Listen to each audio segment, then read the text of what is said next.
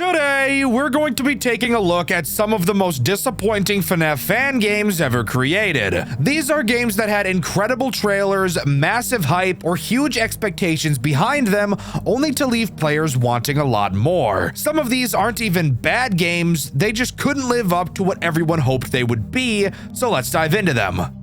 What is the worst FNAF game you've ever played? Maybe it was Jolly. Maybe it was Mac Tonight. Maybe it was even Fang's Pizza and Theater. All valid answers, but let me ask you to dig even deeper in your mind for a terrible FNAF game that you've played. Think back to the time you spent scrolling through FNAF games made in Scratch when you were supposed to be doing your work in high school. Think of going on Game Jolt and the FNAF tab and pressing new and just picking a game at random. Think of any game that somebody who made a FNAF game has asked a YouTuber to make a video about. These are specifically the type of games I'm referring to. Do you have one in mind? Or have you completely wiped them all from your memory? Well, today I have a new one to forcefully shove back into your noggin. Today, we're going to be talking about a game called Fredbear's Backstory. As I'm sure you know, I've been playing FNAF for a long time, so I've played many games. However, it's very seldom that I find a game that made me upset in the way that Fredbear's Backstory did. So sit back, relax, and let's jump into the worst FNAF game you've never heard of. Let's dive right into night one. This game has so much to talk about and so much about it that I just don't like. So let's begin by starting at the start, because where else would I start? Night one begins and immediately I'm already upset. Why is that, you might ask? Well, I've got a quick question for you. When you're listening to the phone call of a FNAF game, aka the thing that is supposed to teach you how to deal with the problems you're about to face, when you're listening to these phone calls, do you like to be able to hear them? Well, if you answered yes to that question, then you're going to be saddened to hear that you won't be able to hear a damn thing this phone guy says. He is so incredibly quiet, and everything else in the game is so incredibly loud. I truly have no idea how the dev of this game thought this sounded good, because it really doesn't. To give you a recap, I am a paranormal investigator. I was hired by the owner of the establishment a while ago to check up on this place after hours. I may have discovered some odd occurrences here. Well, I didn't begin my show. It's these sounds, the hunting and nocturnal animals. They feel uneasy here. And because of us not being able to hear anything the phone guy is saying to us, we're left with being forced to figure out all of the tools at our disposal, and more importantly, all of the threats, all by ourselves. Hooray! This is gonna be so fun! Now is usually the point in time where I would start talking about the tools at our disposal. However, something about this game is that there are a lot of tools at our disposal, and it would probably take me a good 10 minutes to talk about all of them right now, so I'm not going to do that. Instead, we'll talk about the mechanics as they become relevant. However, I will still talk about the basics. Of course, we have a camera system that has so many cameras on it, I think I would rather kill myself than think about it right now. In our office, we have a mask as well. Awesome. We'll see a massive hallway in front of us, and we can turn in two different directions. The first will show us a vent, and in the other direction, we'll actually be able to see Foxy, which isn't scary at all, and then a door that we can close. Fantastic. And yes, there's still a shitload more mechanics to talk about, and a shitload of animatronics that will become active. Speaking of animatronics, now is probably the time we should start talking about what it is they do and how they're going to decide to enter our internal organs. Well, quite a few characters get introduced on this night, so this is really a matter of where do I start? I'd honestly prefer not to start, because this game is honestly one of the most rage-inducing I've ever played, but alas, I have to choose, so I'm going to start by talking about Spring Freddy, a character whose name you've probably never heard before in your entire life. Spring Freddy has a very basic mechanic. He starts on camera 1 on stage. To keep things as simple as possible, you do not want Spring Freddy to leave this stage. It will not be fun if he does. Thankfully, whenever he does leave the stage, a warning will appear in the top corner of the screen. When you see this error, all you have to do is go to camera 1 and press the change song button in the bottom corner. This will lure Spring Freddy's fat ass back to the stage and you will remain safe. I personally believe that the reason they call him Spring Freddy is because his ass is so big that when he jumps on it, he bounces back up like a spring. He's got springs in his ass. He's ugly and a fat. Anyways, enough of that. I just had to throw at least one fat joke in the first quarter of the video. And let's just say I'm satisfied with myself. The next character introduced on this night is Spring Bonnie, aka a character with a name you probably actually do recognize. And Spring Bonnie is the character that will begin the onslaught of introducing new mechanics that this game has. So let's jump right into it with a smile on our faces. Except the side effect is, it's not a smile at all. Spring Bonnie will start on camera 1, just like Spring Freddy. From there, he will move to camera 10. Shortly after that, you will hear a vent banging sound. And from that point, that means he either moved to vent 1 on camera 11 or vent 2 on camera 13. All you have to do is check which vent he entered and seal it off. But of course, as I'm sure you could have guessed, these vents are not very nice, and you can't just leave them closed the entire night or they'll overheat, and then Spring Bonnie will put his tongue all over your feet. Bars, don't play with me. Finally, the last threat introduced on this night is Bonnie.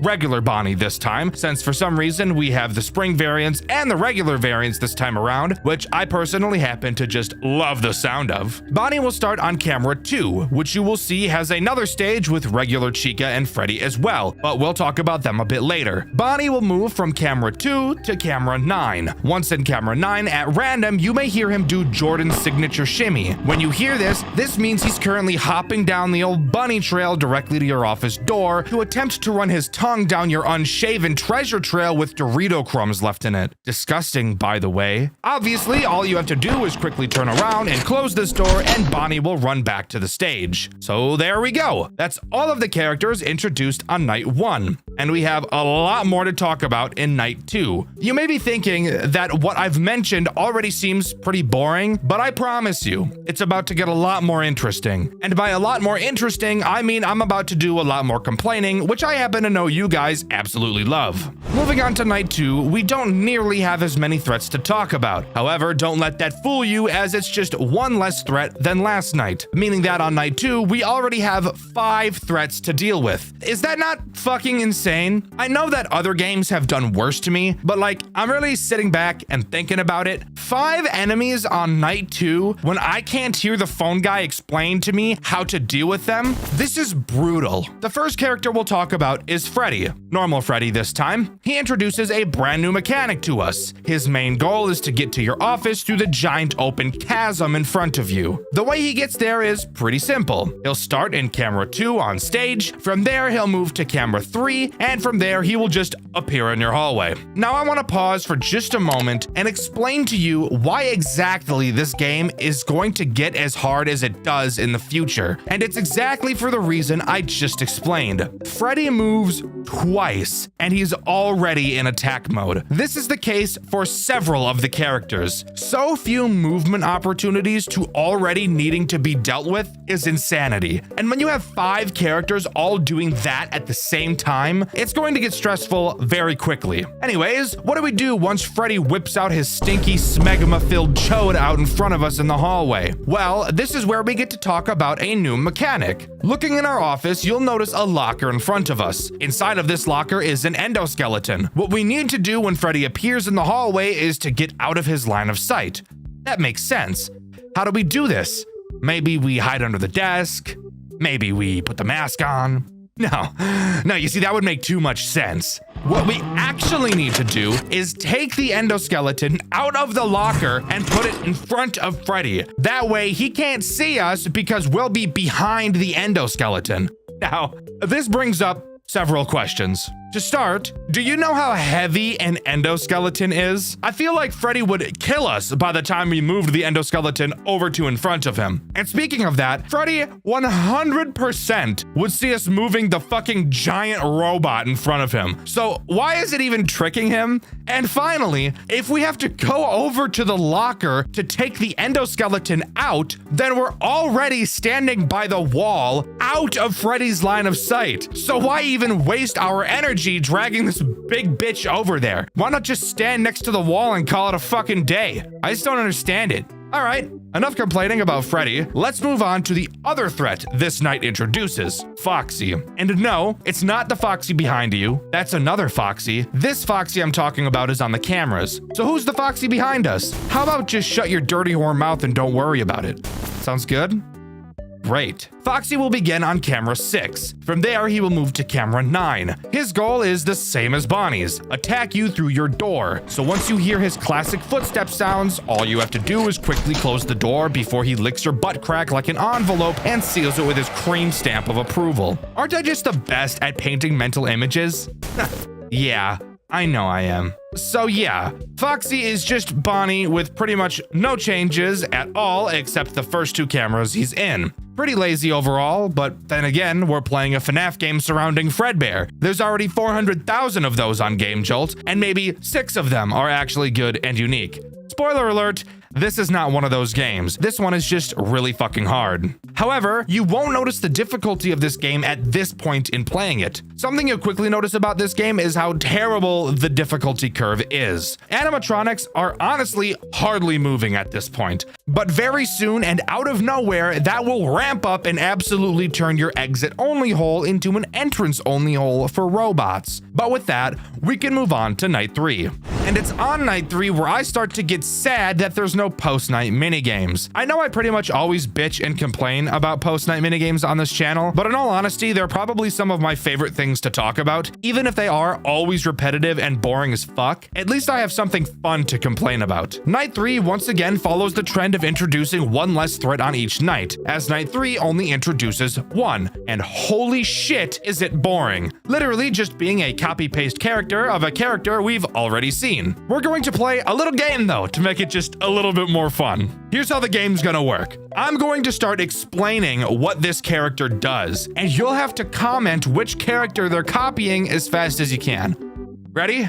All right, here we go. Night 3 introduces Chica. This game follows the trend of using the withered models of the animatronics, except choosing to make them not withered, which I do honestly think makes a lot more sense than what Scott did. But then again, I think we all know that in terms of continuity and story writing, Scott Cawthon had absolutely no fucking idea what he was doing. Anyways, we're talking about Chica, so let's keep doing that. Chica starts on camera 2. She jumps to camera 3 before appearing inside of the hallway in front of you. When she does, you'll have to get out of her line of sight by taking the endoskeleton out of the locker and setting it in front of her. If you still haven't figured out who Chica copies, then you may want to go to the hospital and get checked out for mental retardation, because we just fucking talked about Freddy and how that's exactly what he does, quite literally with the exact same movement pattern as well. I want everybody to listen closely with me, because this is a big tip for anybody wanting to make or that is currently making a FNAF game. Please, for the love of God,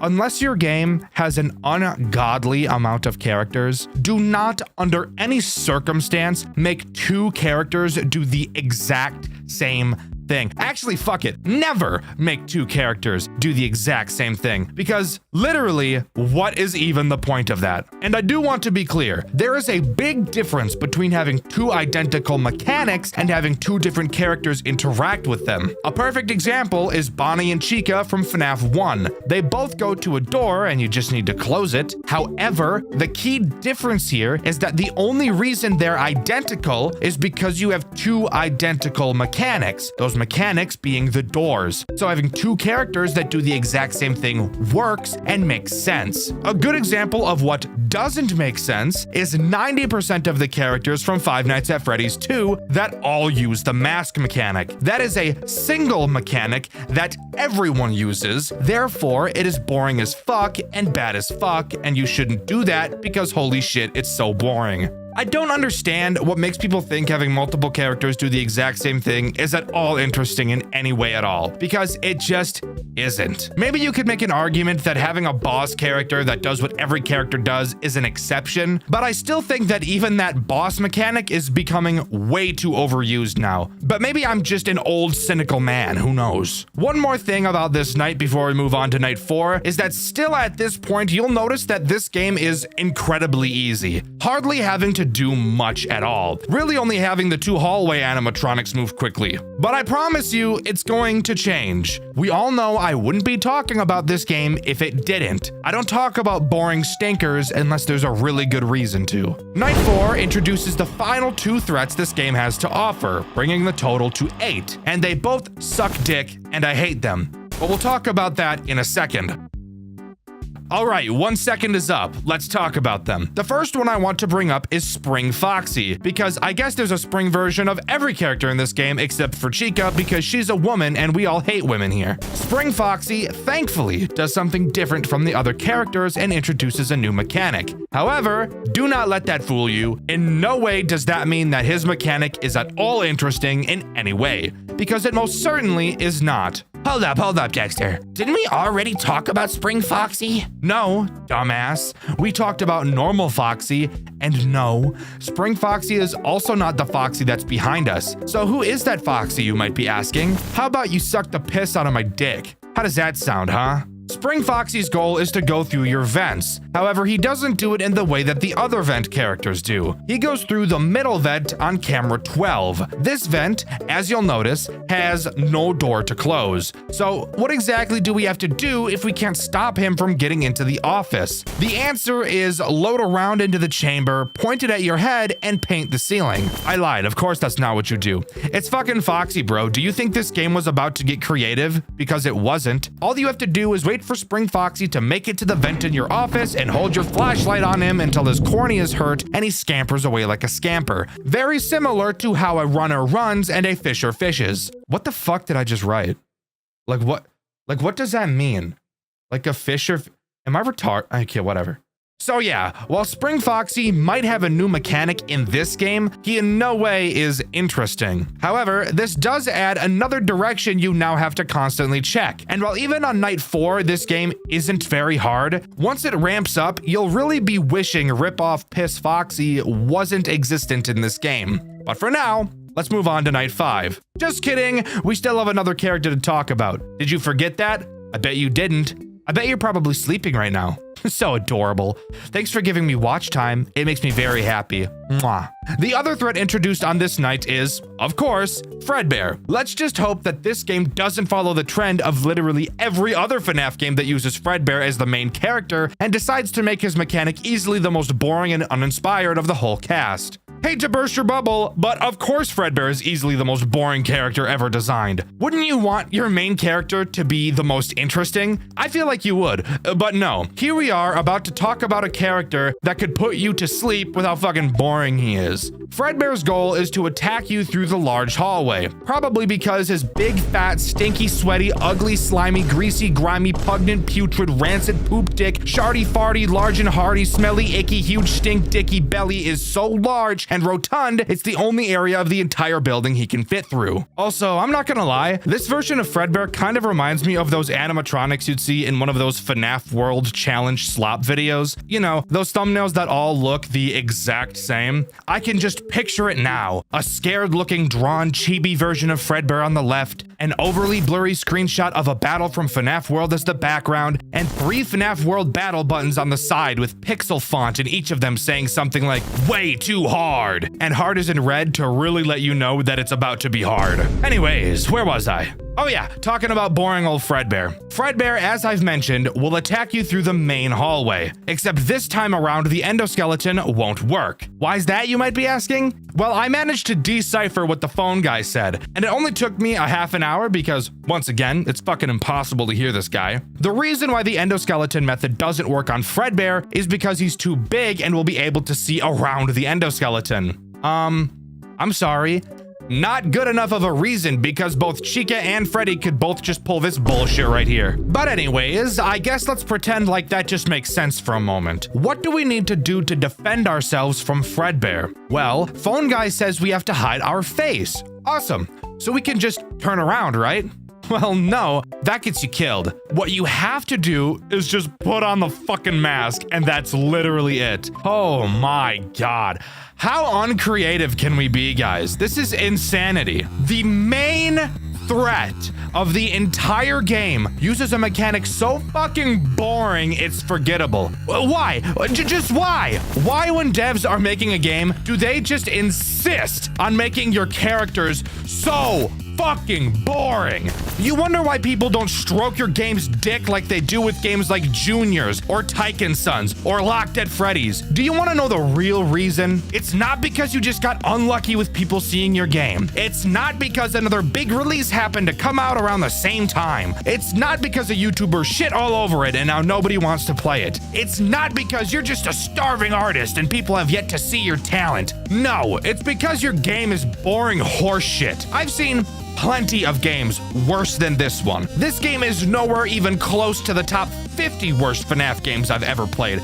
I could make a whole video about those. No, because this game looks how it does is the only reason I haven't snapped my fucking monitor in half. You can't just make shit and expect people to eat it up. Put some fucking thought into it. We as the FNAF community have some of the most talented and creative people I've ever met. When we try, we make amazing things. But I'll be honest, I can see why other communities don't take us seriously at all. It's because of the overwhelming amount of dog shit fucking degradable slop. Do something different! Try something new!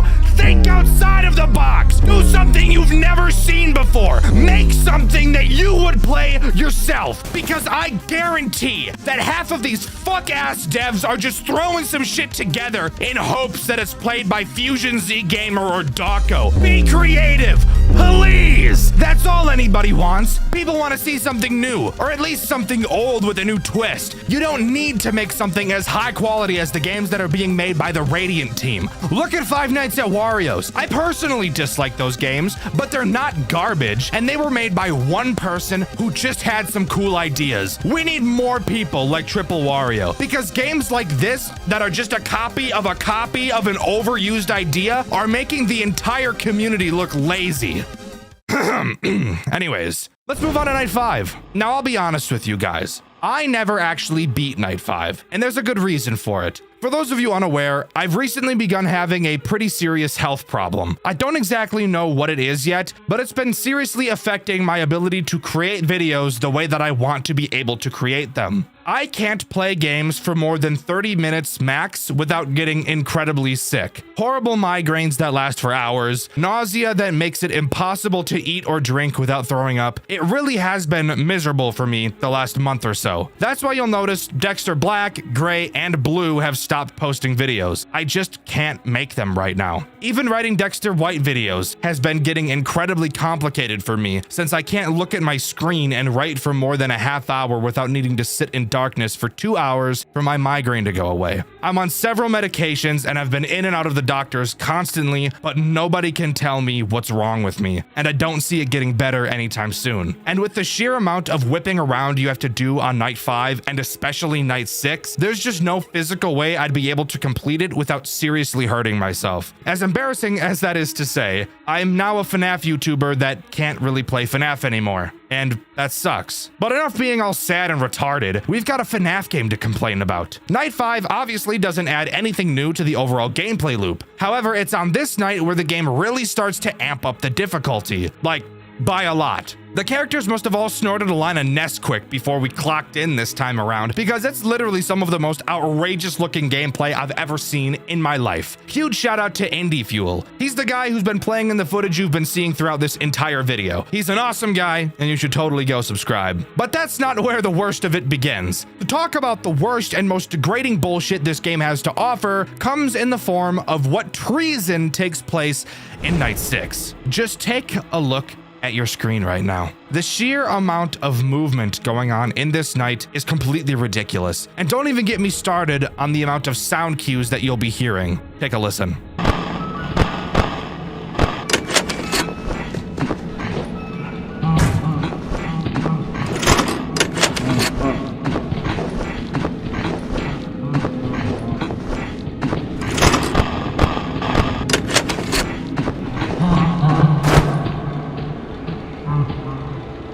And that is what this game looks like and sounds like throughout the entire night. And you want to hear the best part? A little piece of information I haven't mentioned up until this point. The nights in this game are long as fuck. I'm talking like close to 9 minutes long. It's completely unnecessary. To go from 9 minutes of the most boring shit you've ever played in your life to 9 minutes of the most stressful, headache-inducing shit you've ever seen in your life is a wild ride. And do you want to know what you get for completing Night 6? What is it that you get to enjoy? Well, if your answer to that question was absolutely fucking nothing, then you'd be correct. No final cutscene, no story, nothing. Just booted back to the title screen. Go look at the extras menu, fucker. Like, excuse me? What are you talking about? It's not 2014 anymore, bro. Give us something interesting. Maybe there is actually some baller lore in this game throughout the phone calls. But you want to know who doesn't know?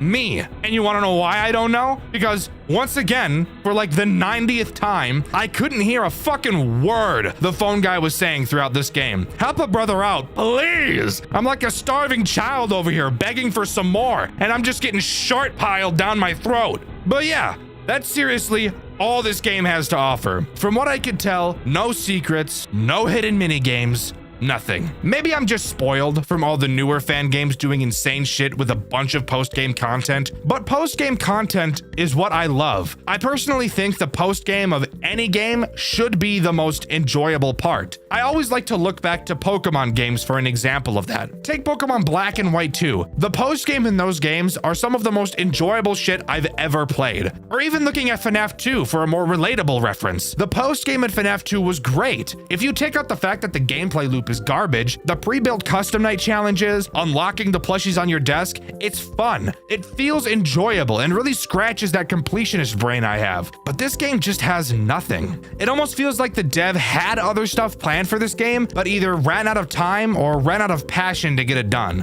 But what do I know? I just complain about FNAF games. It's not like I've ever made my own or anything. Let's just not look at that, okay? But with that, that's all Fredbear's backstory has to offer. Overall, I think this game looks nice, and I think the atmosphere is good, but that's about where my positive feedback for this game ends. This game just feels so uninspired, and for a game that's literally named after the backstory of one of the most integral characters to the FNAF story, there sure is literally no backstory given about that character whatsoever. But let me know what you think. Do you agree with me, or do you think this is actually one of the best FNAF games you've ever seen and thinks it needs way more recognition? Let me know in the comments below. In my Fangs Pizza and Theater video, I asked you guys what the most infuriating FNAF game you ever played was and why, and my favorite answer was this one by J4X1. I'm not even gonna say what they said, just read it. It's obvious. Bad game. Hype in the Five Nights at Freddy's community. Something that is one of my favorite parts of the entire fandom. Seeing people get excited for new titles is always exciting, and a large majority of the time, the games they're excited for turn out to be amazing. Currently, I know I'm waiting for Soulless Look to come out. That one looks awesome. But of course, with all hype comes games that get overhyped and can never live up to the expectations. And sometimes an even weirder phenomenon happens. We get people hyping up a game that's already released, only for the game to be pretty lackluster overall. This is the central theme of the game we'll be talking about in today's video. That game being Bondi's Barnyard Safety Violation. A game I've been recommended more than even games like Left to Rot and Banshee, even though the actual game itself is probably one of the most boring games I've ever played. So join me today as we dive into the weird world of this game and see if we can figure out why so many people say it's as great as it is. Bondi's Barnyard starts like many other FNAF games just like it, with a newspaper clipping. Psych! I just lied to your stupid, ugly face. It doesn't start with a newspaper clipping. It starts with a cutscene. Something I know I tend to do frequently when talking about cutscenes in games is to criticize the voice acting if I feel like it's bad and takes away from the overall feel of the game. However, this game, as you'll see, is pretty silly in nature, and because of that, I feel like the definitely bad voice acting is actually pretty fitting. Take a listen. Security guard is really an arbitrary decision to fulfill a legal requirement.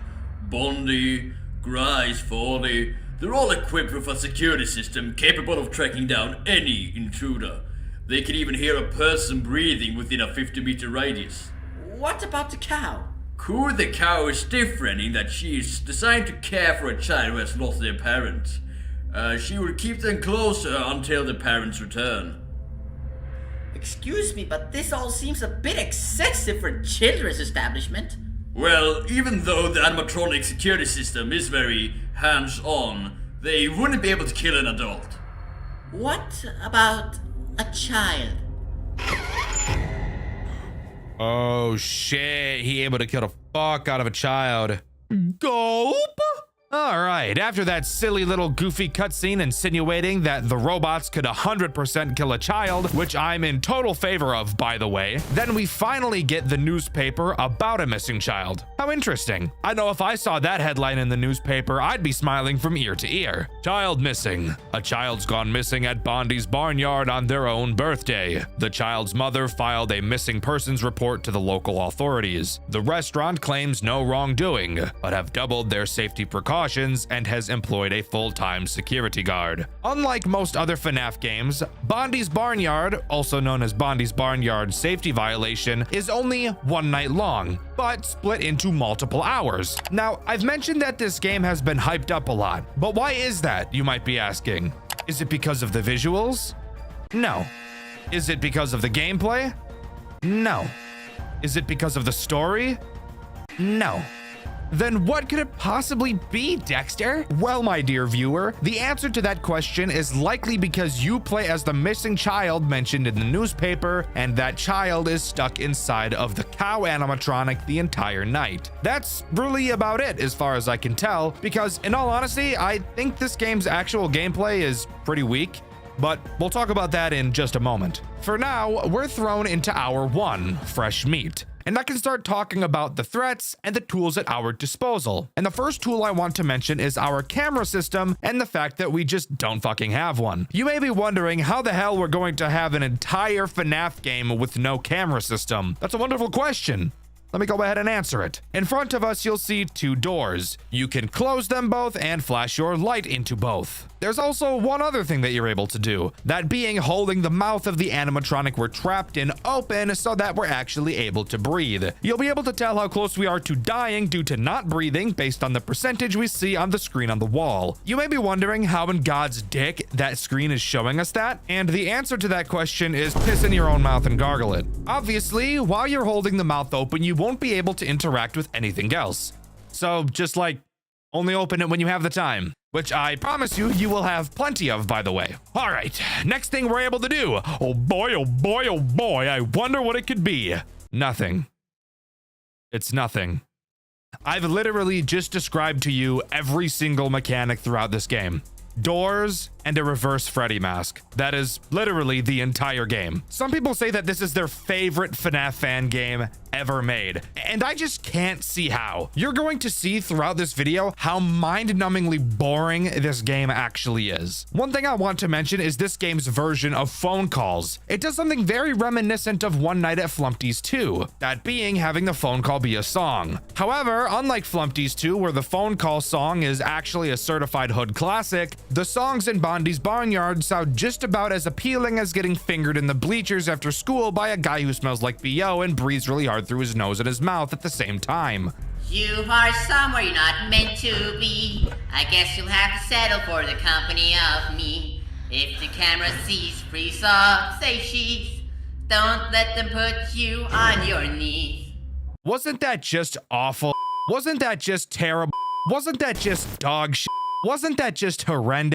Wasn't that just amazing? Yeah, I know it was. Anyways, you may have noticed in that little jingle that the guy mentioned something about the camera. You might be asking yourself why he even mentioned the cameras if we can't even look at them. Well, that would be because there is actually a night guard on duty while trapped inside of this robot, which I will be honest is actually a pretty cool concept. However, quite a few plot holes open up because of this, the main one being pretty obvious. However, before I explain that plot hole to you, I should first mention the first threat this night introduces, that being the camera I just mentioned, being able to see it clearly directly in front of you. Occasionally, throughout the night, it will activate. While it is on, if you are to interact with anything, that being the doors, the lights, or the suit itself, the camera will spot you inside the suit and you will die. Now, the plot hole I want to mention is, if we're a child trapped inside of this robot, why the hell would we not make it obvious that we're trapped inside the robot. Like, trust me, I get it that the robot kills us if we let the guard notice us, but like, how would the kid even know that that would happen? I know the phone guy or whatever explained it to us, but in all honesty, I highly doubt the kid was paying any fucking attention to that. Have you ever met a child? Truly one of the most terrible experiences anybody can have. I literally hate them. They're retards. Stupid fucking drool leaking out of mouth ass waste. But Dxtr, you were a child once. Yeah, and my mom is a saint for not dropping me in the dryer and turning that bitch on spin cycle. She has much more restraint than I. Anyways, moving on. There was only one other threat introduced on this night, and that threat is your big fat patty whacker double-decker dick smacker crack whacker poop fapper mother, aka just a fucking robot pig. Does it have a name? Yeah, probably, but I'm not going to waste my time and look it up. I've got complaining to do. The pig's goal is to make it to your left door. Once he gets to the door, just close it until you hear him bang on it. Then you can open the door again. That's it. And there's literally nothing interesting you can do while waiting for him to appear. At least in other FNAF games, during the boring first night, you can at least spam through the cameras. Fucking something interesting, but this game just has nothing. Do you want to see what a majority of this game looks like?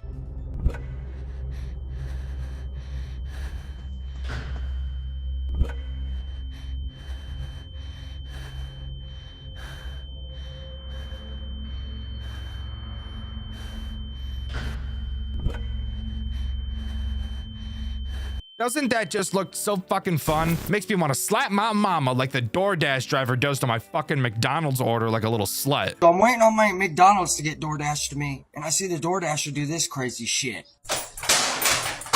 Anyways, before we move on to night 2, we need to talk about the post-night 1 cutscene. Great! As if I wasn't already sitting on my ass doing absolutely nothing, now I get to stick my thumb on my ass and mindlessly stare at a screen even more.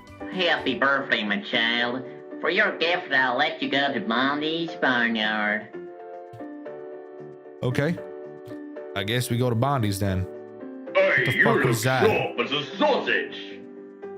I'm building a house. What is it? Is that just like the little voice box? That little What speaker? material should I use for it? Well, you're a little piggy, so you should make your house out of bricks, bro. Out of bricks. Of course. Yes. Thank you.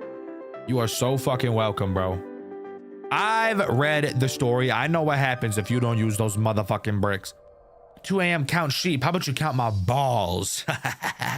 1, 2, and also 3, because one time in high school I landed real weird and one split in half.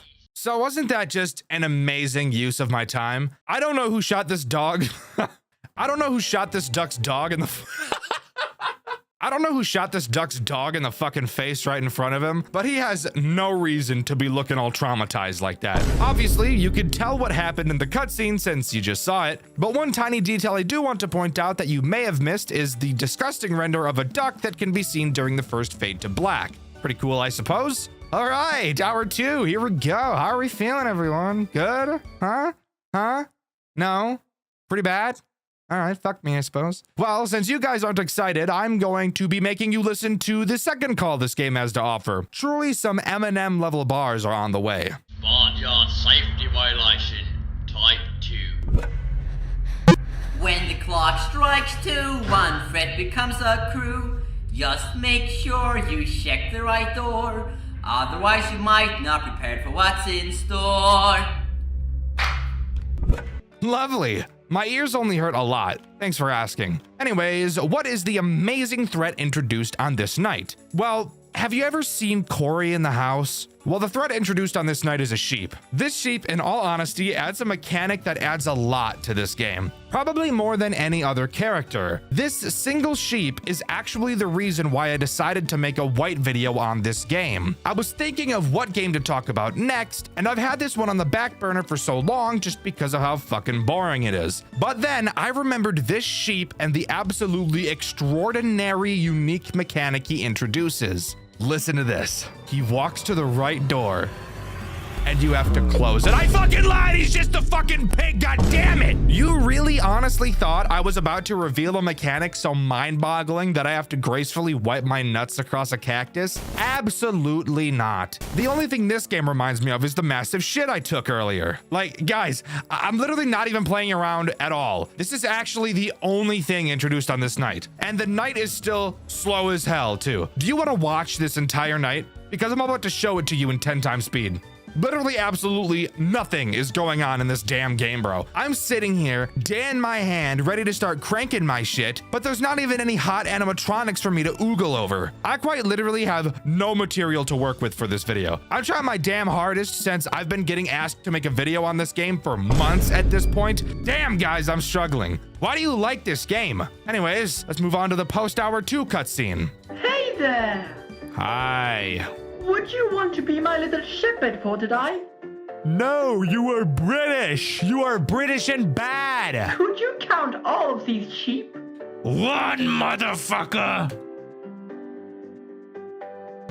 That's right. Oh, There's fuck yeah. one sheep. Goddamn Thank right you it's so, right. so You much. goddamn Have a right I'm right, continued Happy bitch. birthday. That fucking happy birthday. Don't happy birthday me, bitch. Who the fuck you think you talking to? Like, actually, what the hell is even that, bro? We got asked to count sheep, then motherfucker puts one sheep on the screen. It's like the devs of this game really wanted to put something interesting after each hour, but once they got around to actually doing it, they realized how much of a pain in the ass that would actually be, so they just shit on a plate and fed it to us. Anyways, on to hour 3. Hopefully something interesting is actually introduced this time around. By the way, I'm just now realizing that I've never actually explained where the hell we are in the building. We're of course in a cow animatronic, like I've already said. So your stepmom, since your mom is the pig. So obviously that means we're in the ice cream room or whatever. What is the ice cream room? I have no idea. Here's the phone call, dick lips. When the clock turns 3, there might just be another friend whose skull is your end. A door won't put up a proper fight. To fend this guy off, you must use the light. All right, well, if it wasn't obvious from that phone call what the threat introduced on this night is going to do, strap in, because it's gonna take a long time for me to explain it to you. Everybody ready? Yeah? Yeah? Got a snack? A little bit of a drink, some meat in hand. What? Pause. All right, cool. Once this old fucking geezer with a name I don't know appears at your door, just hold the light on him and he'll go away. That's it. That's all you have to do. Third character introduced, and still the only mechanic is basically doing nothing. I'm actually so serious when I ask the question of who the hell could possibly like this game. It's literally one of the most boring FNAF games I've ever played. And if you keep up with my second channel, Dxtr Black, then you'd know I play quite a lot of terrible stinkers over there. Yet for some reason, people won't stop telling me how awesome this game is. It's not awesome at all. I'm fucking hating talking about this. Yet I'm having fun complaining about it at the same time. So I really have to ask myself the question if it actually bothers me that much. I'm convinced this game had to be the first game the dev ever made because it just reeks of rookie, stinks of a my first project. And don't get me wrong, there's nothing wrong with your first project as a game dev not being the most amazing and polished thing you've ever seen. But I really want to be clear here, okay? My frustration isn't with the game itself, but more so with the incredible amount of people that have been wanting to hear me talk about it.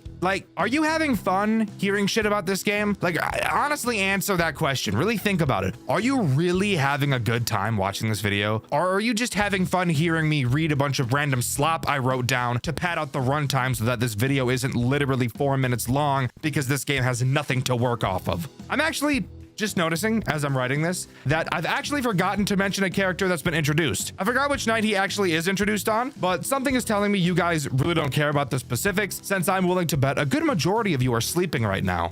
Actually, you want to test that theory? Let's take a look. Ah! Morning, sunshine.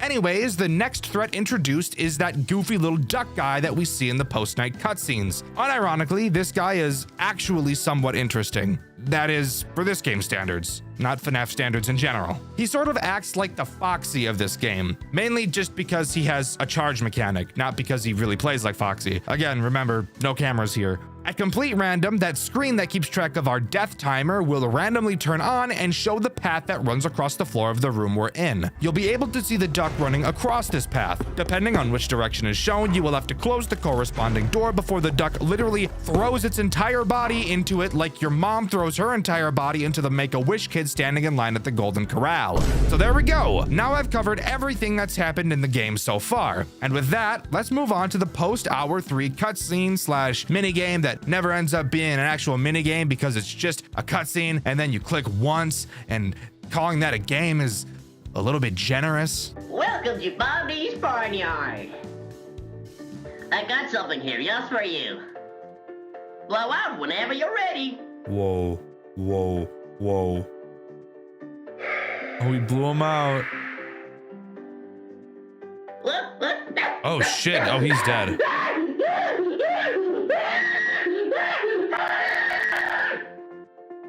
What the fuck? All right, so that cutscene was quite a bit different and more interesting than they usually are. A man died, very based. He had a stupid nose anyway, so that's totally fine by me. And we got to see some more creep shots fade onto the screen, including a crazy back shot. Pause. All right, we've done this 3 times already. How about we go for number 4? Are we ready for another literal fire diss track? The likes of which you've never seen before in your 14 years of life on this planet? Because I know damn well, despite the amount of times I say in my videos that children really shouldn't be watching them, all of you little fucking gremlins keep doing it anyways. You should know exactly what's in stock. Now and it's 4 o'clock. All right, so clearly MC Retard is running a bit low on music material. That's fine. Let's move on to talking about the new threat this hour introduces, and that would be a total of 0 because nothing new was added on this night. However, it is technically harder than the previous night for one main reason. The characters attack much more frequently. At least one attack every 10 seconds or so. While this still doesn't make the game hard by any means, at least now the gameplay isn't just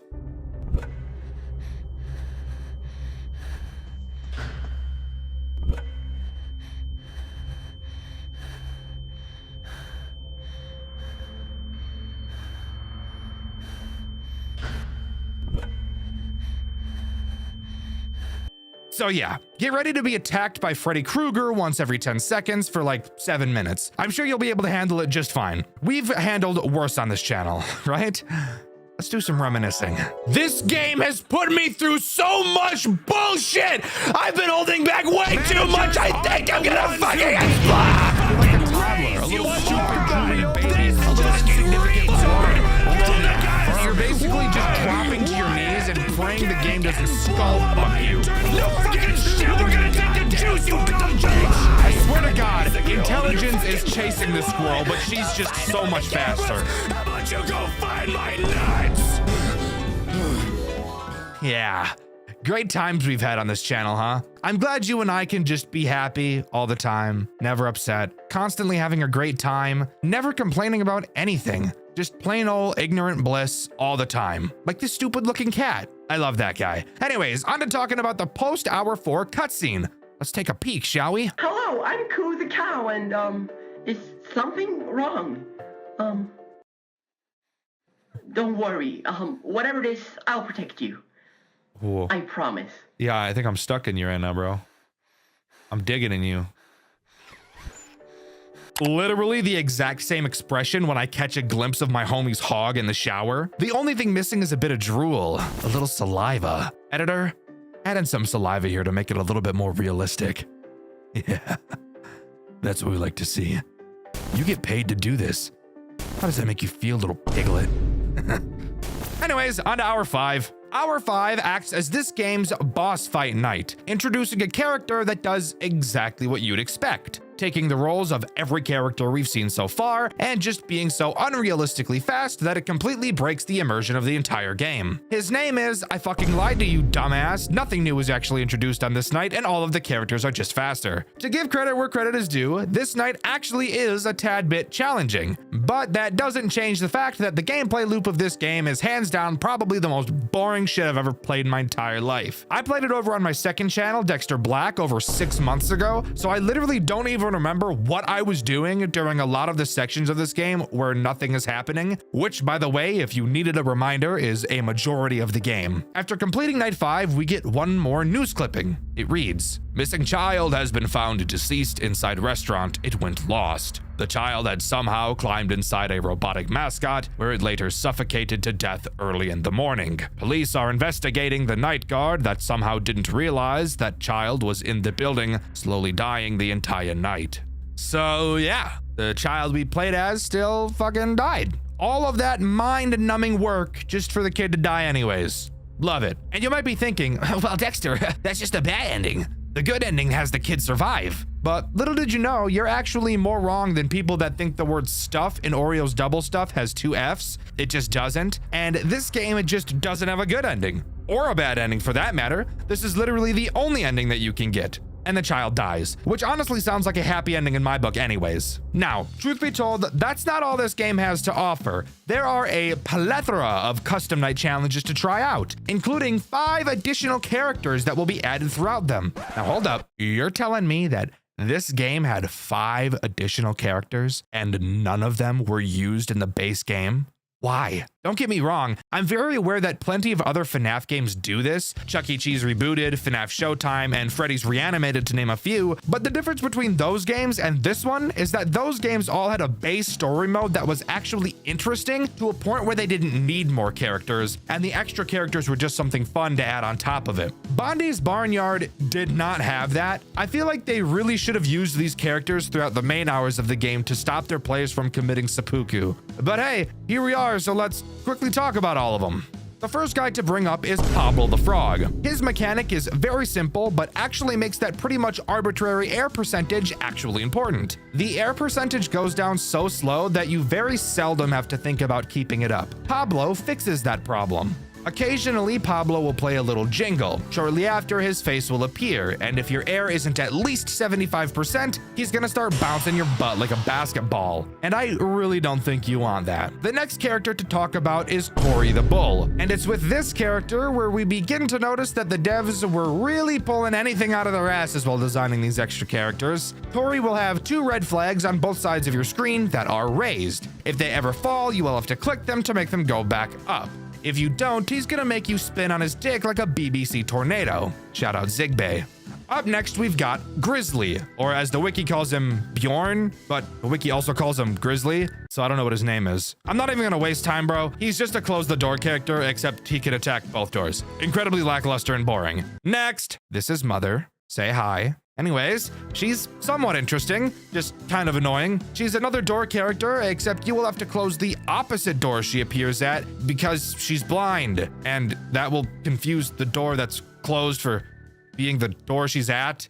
I'm not kidding, by the way, that's the reasoning given by the wiki. Finally, we've got Jeeb the Goat, easily being the most interesting character in the entire game. He will be in the room with you the entire night. At random, he will lift his head up and look left or right. During this time, you cannot click on the side of the screen that is in his line of sight. This would mean no dealing with that side's door or that side's Tory flag. You will have to click his head to deactivate him, but if you don't do it fast enough, he's gonna break your back like Kung Lao. And there we go. That's every additional character added in the custom night. And with that, that's all Bondi's Barnyard safety violation has to offer. Originally, I wanted to hold off even longer on making this video, since there's actually a second game being worked on called Bondi's Barnyard Roots. However, the announcement for it was made in 2023, 3 years ago, and it's still not released. However, the dev is still posting teasers for it as early as a month ago, and in all honesty, the game is looking pretty solid and much more interesting than the first, so I am excited to cover it when that comes out. Overall, I think Bondi's Barnyard is incredibly overhyped. I was expecting literal peak when I heard the way people were talking about this game, only to open it up and spend most of my Dxtr Black videos commentating because this game literally had nothing to go on during it. I think there's a lot of stuff this game could benefit from, namely cameras, so there could be some more variety in mechanics. I honestly don't think the story is terrible. I think having a bad ending forced is actually pretty interesting, and it does make the anticipation for the second game just all the more interesting.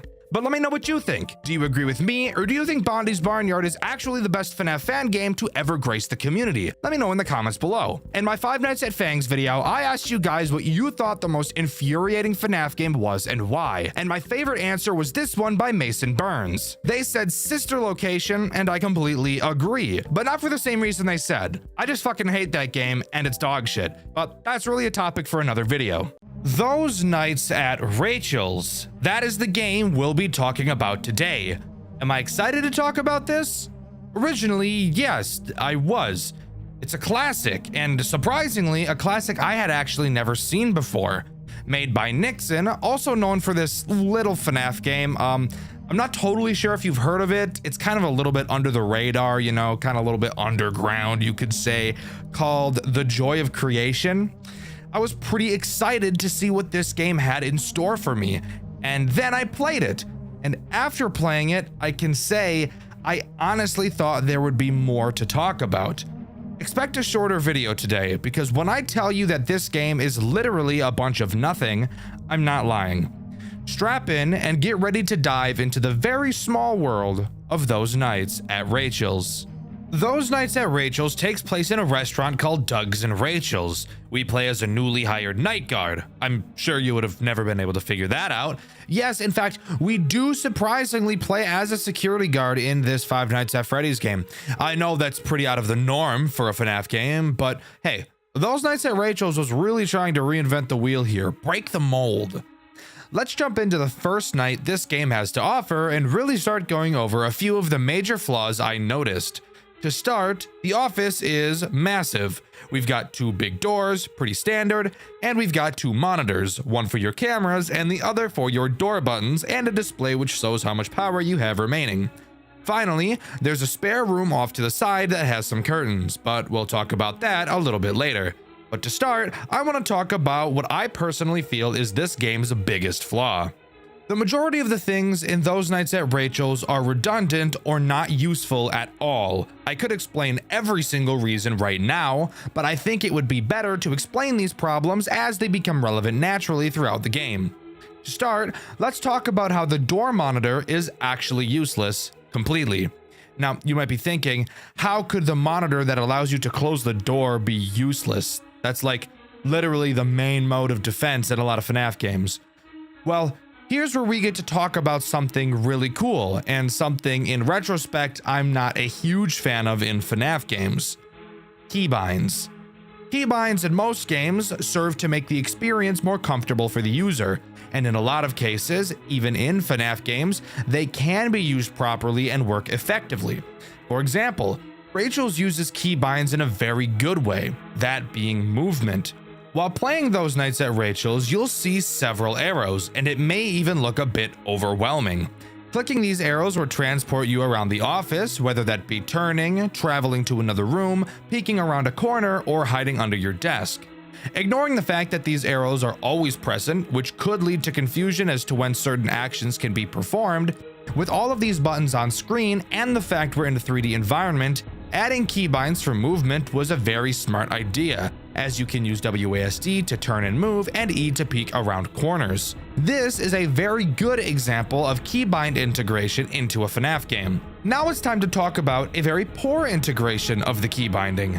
Using the Z and X keys, you can shut the 2 doors in your office. Now, I want to be very clear that mechanic by itself is not inherently a bad thing. Binding doors to a key on the keyboard can work.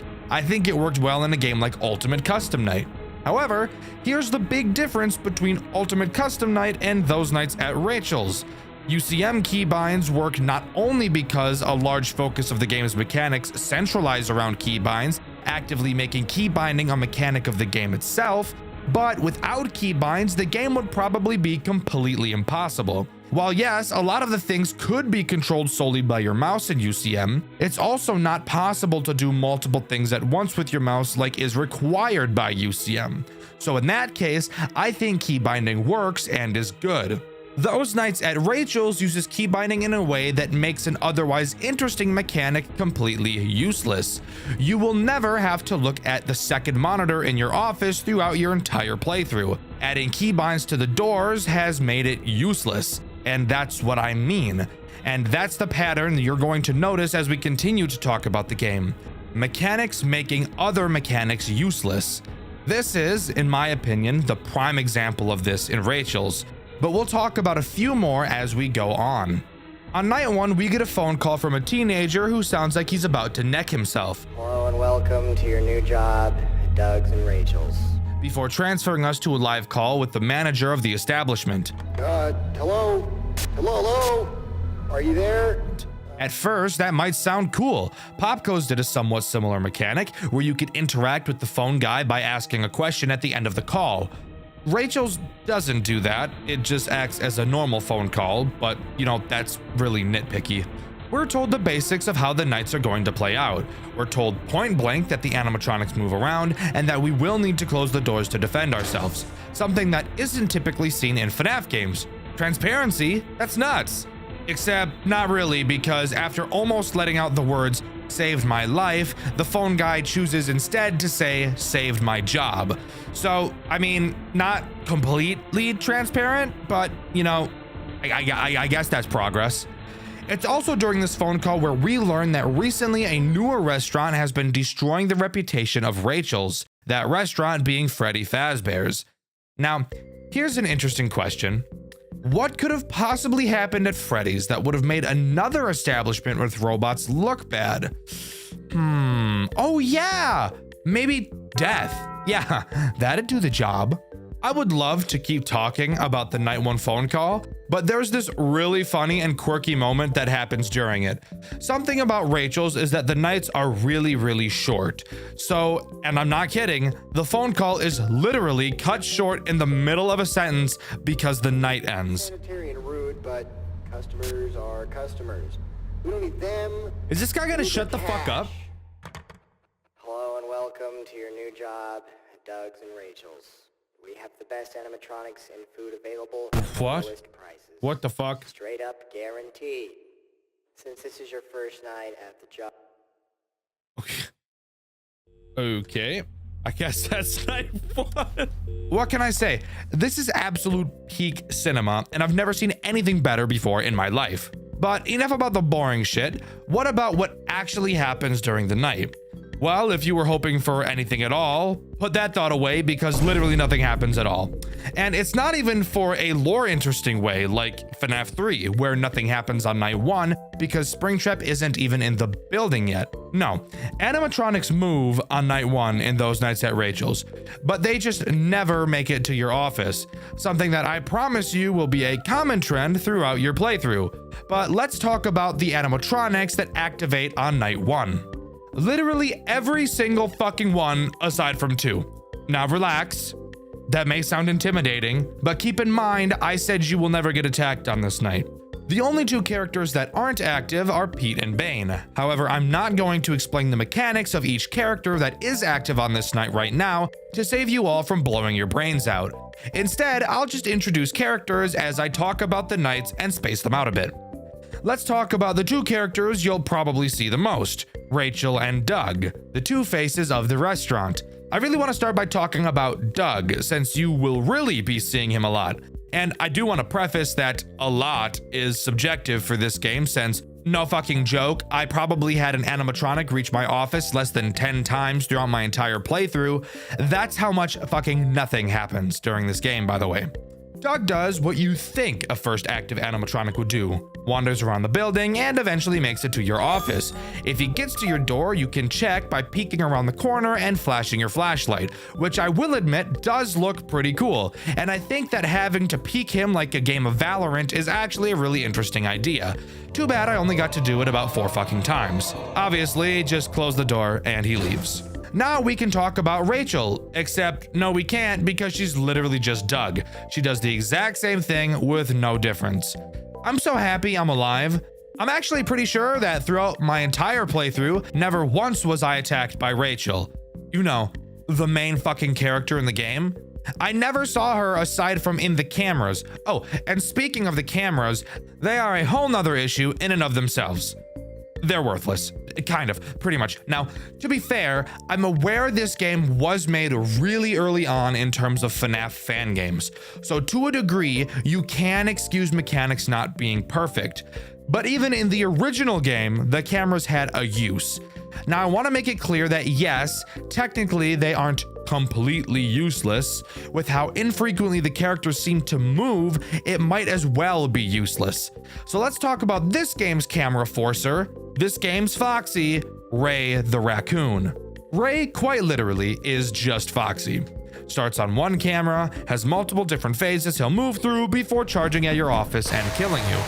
The way to stop him is easy. Just look at the cameras.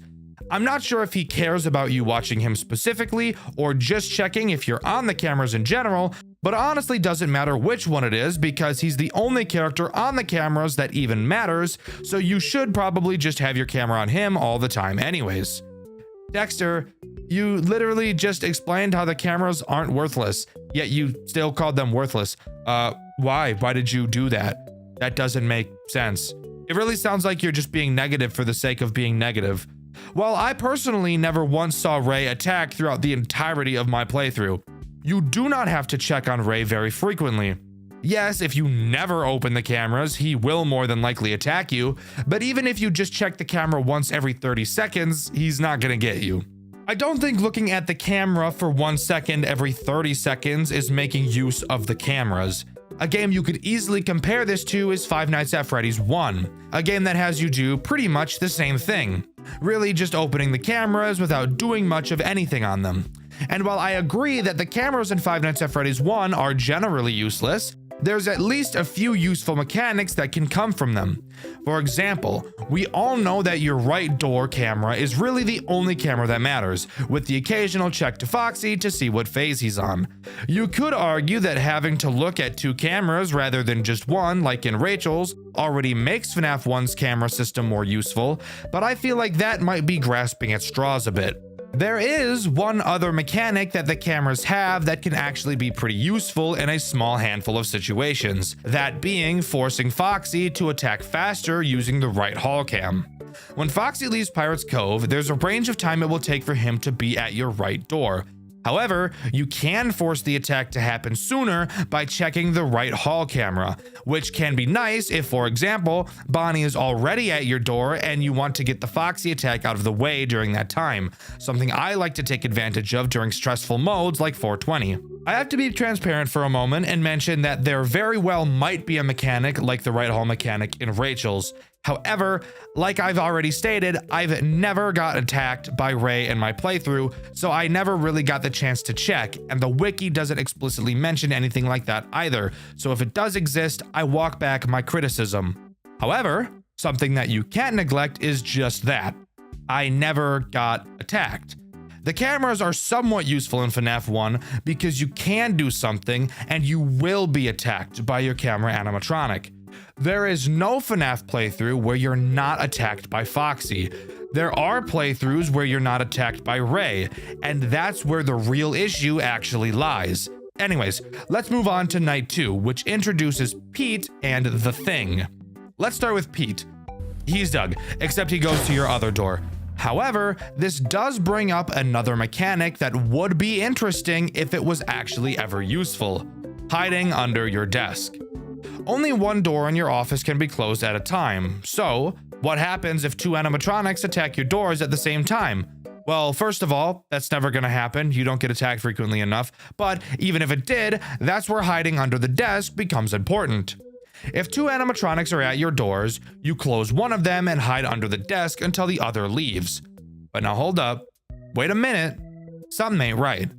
If hiding under the desk can make the animatronics at your doors go away, do you even need to close the doors in the first place? Well, to my understanding, no. You don't need to close the doors for the door animatronics. You can always just choose to hide under the desk. Excuse me? You've just made an already semi-useless mechanic even more useless by designing another mechanic that solves the same problem without using up power. So the only time you actually ever need to close the door is when Ray is coming to your office. But we've already established that Ray is probably never going to attack you. So you literally never have to close the doors in a FNAF game. What? Okay, so that's pretty stupid. What about the other character on this night? The Thing. Maybe he'll be interesting. No. Hate to break it to you, but the answer is no. The Thing attacks from the curtain room. Throughout the night, the curtains will slowly open. If they open all the way, the Thing will come out and kill you no matter what, since not even hiding will be able to save you, and there's no door to the room he comes from. So every once in a while, you'll have to run to the other room and close the curtains. How frequently do you have to do this? Well, on night 2, doing it once every hour will be enough, but with the lack of movement speed from any of the characters, even on the hardest nights in this game, you will have more than enough time to go over to the curtain and close it. You know it's sad when what I just explained to you is the most difficult threat in the entire game. Throughout the phone calls so far, it's been made clear that the goal of ours and the phone guy is to get a promotion, and the night 3 phone call continues that narrative. The phone guy mentions that the owner of the establishment has gone missing, and that the only reason that bothers him is that nobody can get a promotion unless he's present. So that's obviously concerning for that reason. It's revealed that the owner doesn't want to be tied to the establishment anymore, and I find that a bit weird. I get that Freddy has had a shady past, but from what I understand so far, this place doesn't, at least not directly. That's really all that's important from the phone call, so we can talk about some of the new threats on this night. Let's start with Bane. Fun fact, it's just Pete with a costume on. He does the exact same thing. Also, want to hear something crazy about night 3? From this point forward, it is literally impossible for Rachel to reach your office for the rest of the game. Which means she was only ever able to reach your office on nights 1 and 2. But the craziest part?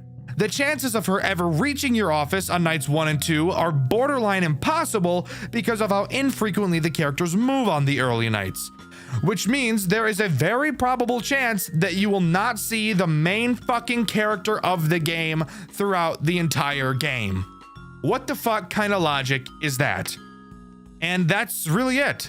Something I didn't mention about Bane, by the way, is that during this night, it is borderline impossible for him to make it to your door, so you never have to worry about him either.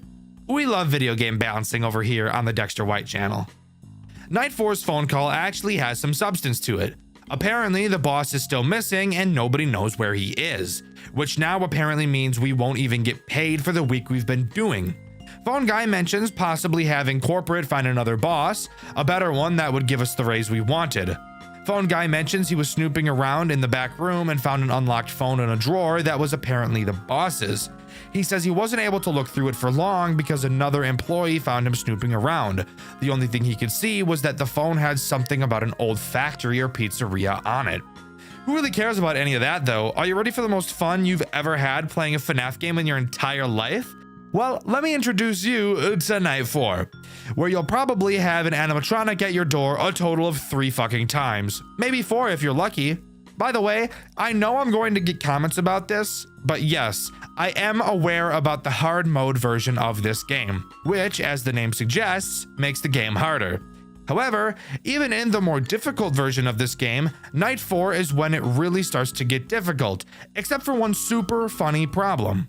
There's a bug in the code that prevents both Rachel and Ray from ever attacking unless the power goes out, which means the cameras are literally useless because Ray will never run to your office, so you can just hide under the desk the entire game and occasionally pull the curtains closed. The only other threat in this night is Pete and Bane, but they both attack the right door.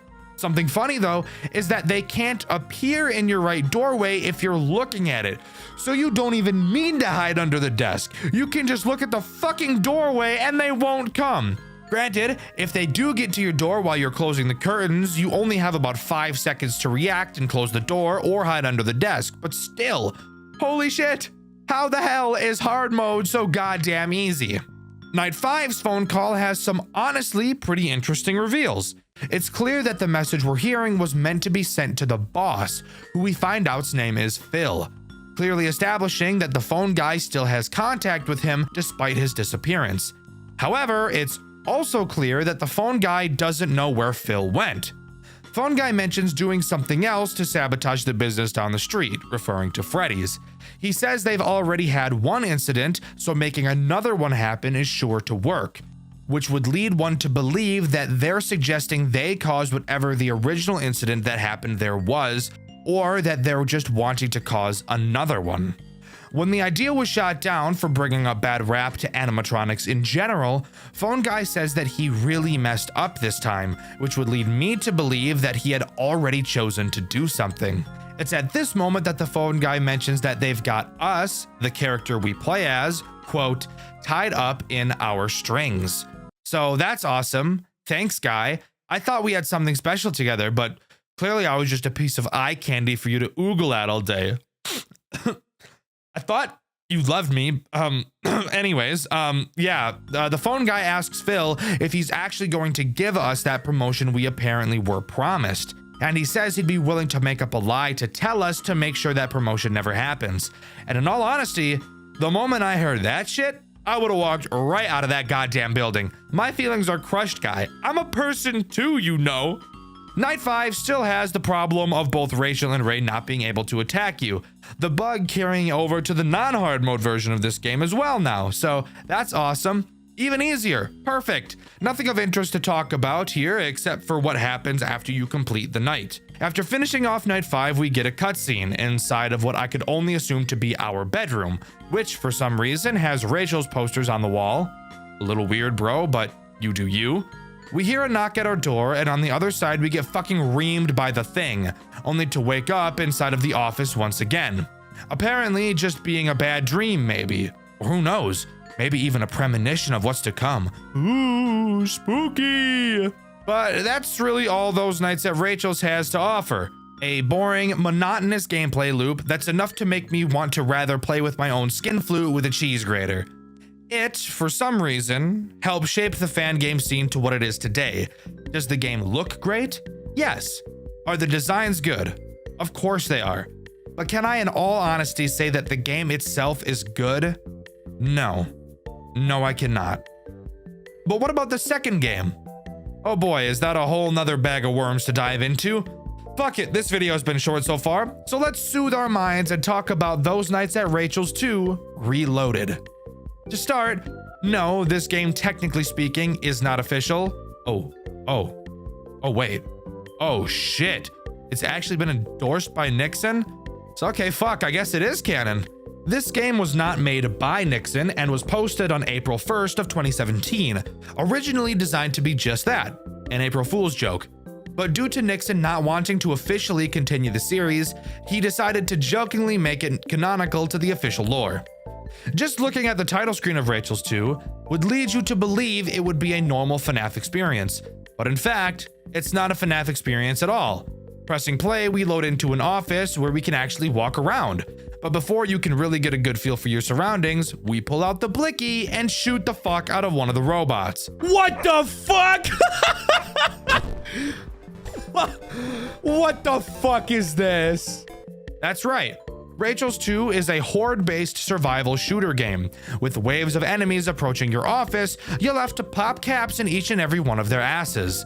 Each character having its own mechanic, with Doug being your everyday basic zombie, Rachel taking 2 shots to kill, Ray being tiny and running at light speed, and the fucking bull taking about 800 bullets to kill. And of course, there are more characters that I never experienced in my playthrough because this game can honestly get pretty damn hard. Would I recommend you play the second game? No, probably not. But if you want a good laugh and just want to have some retarded fun, then I think Those Nights at Rachel's 2 is definitely something you should give a try. Overall, it's very clear Those Nights at Rachel's has forever left an impact on the FNAF genre. And even though I think, generally speaking, it's pretty bad, I can't deny that it is a classic and a fan favorite, and has greatly helped in growing the very community I care so much about today. But let me know what you think. Do you agree with me? Or is Those Nights at Rachel's actually the best FNAF game ever designed by anyone ever? Let me know your thoughts in the comments below. In my 5 Nights at Frederick's video, I asked you guys what the first FNAF Max mode you completed was. My favorite answer is this one by Wonderland VR. They said Ultimate Custom Night, and fucking excuse me? Your first ever max mode was the hardest official Click Team max mode that exists? That's nuts. Can't even lie. What is the most well-known Five Nights at Freddy's fan game of all time? Obviously, if you know anything about the fandom, you'd know that the answer to that question is Five Nights at Candy's, the first fan game to ever meet the quality of the official games, the first of its time. Five Nights at Candy's needs no introduction. If you're watching FNAF videos like this, you already know what it is, and you probably remember various YouTubers playing it, and remember how amazing it truly was. But was it really?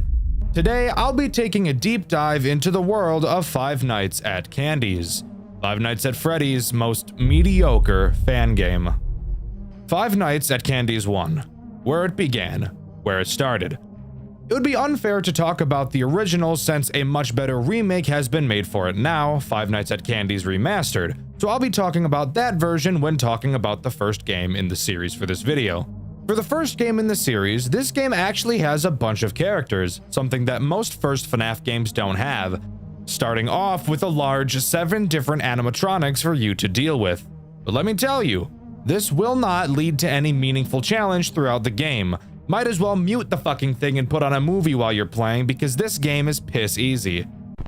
Easy game doesn't equal bad game, Dxtr, I hear you saying, and I agree. There are plenty of very easy games that are very fun and good. However, the thing about those other easy games is that they're also fun and entertaining.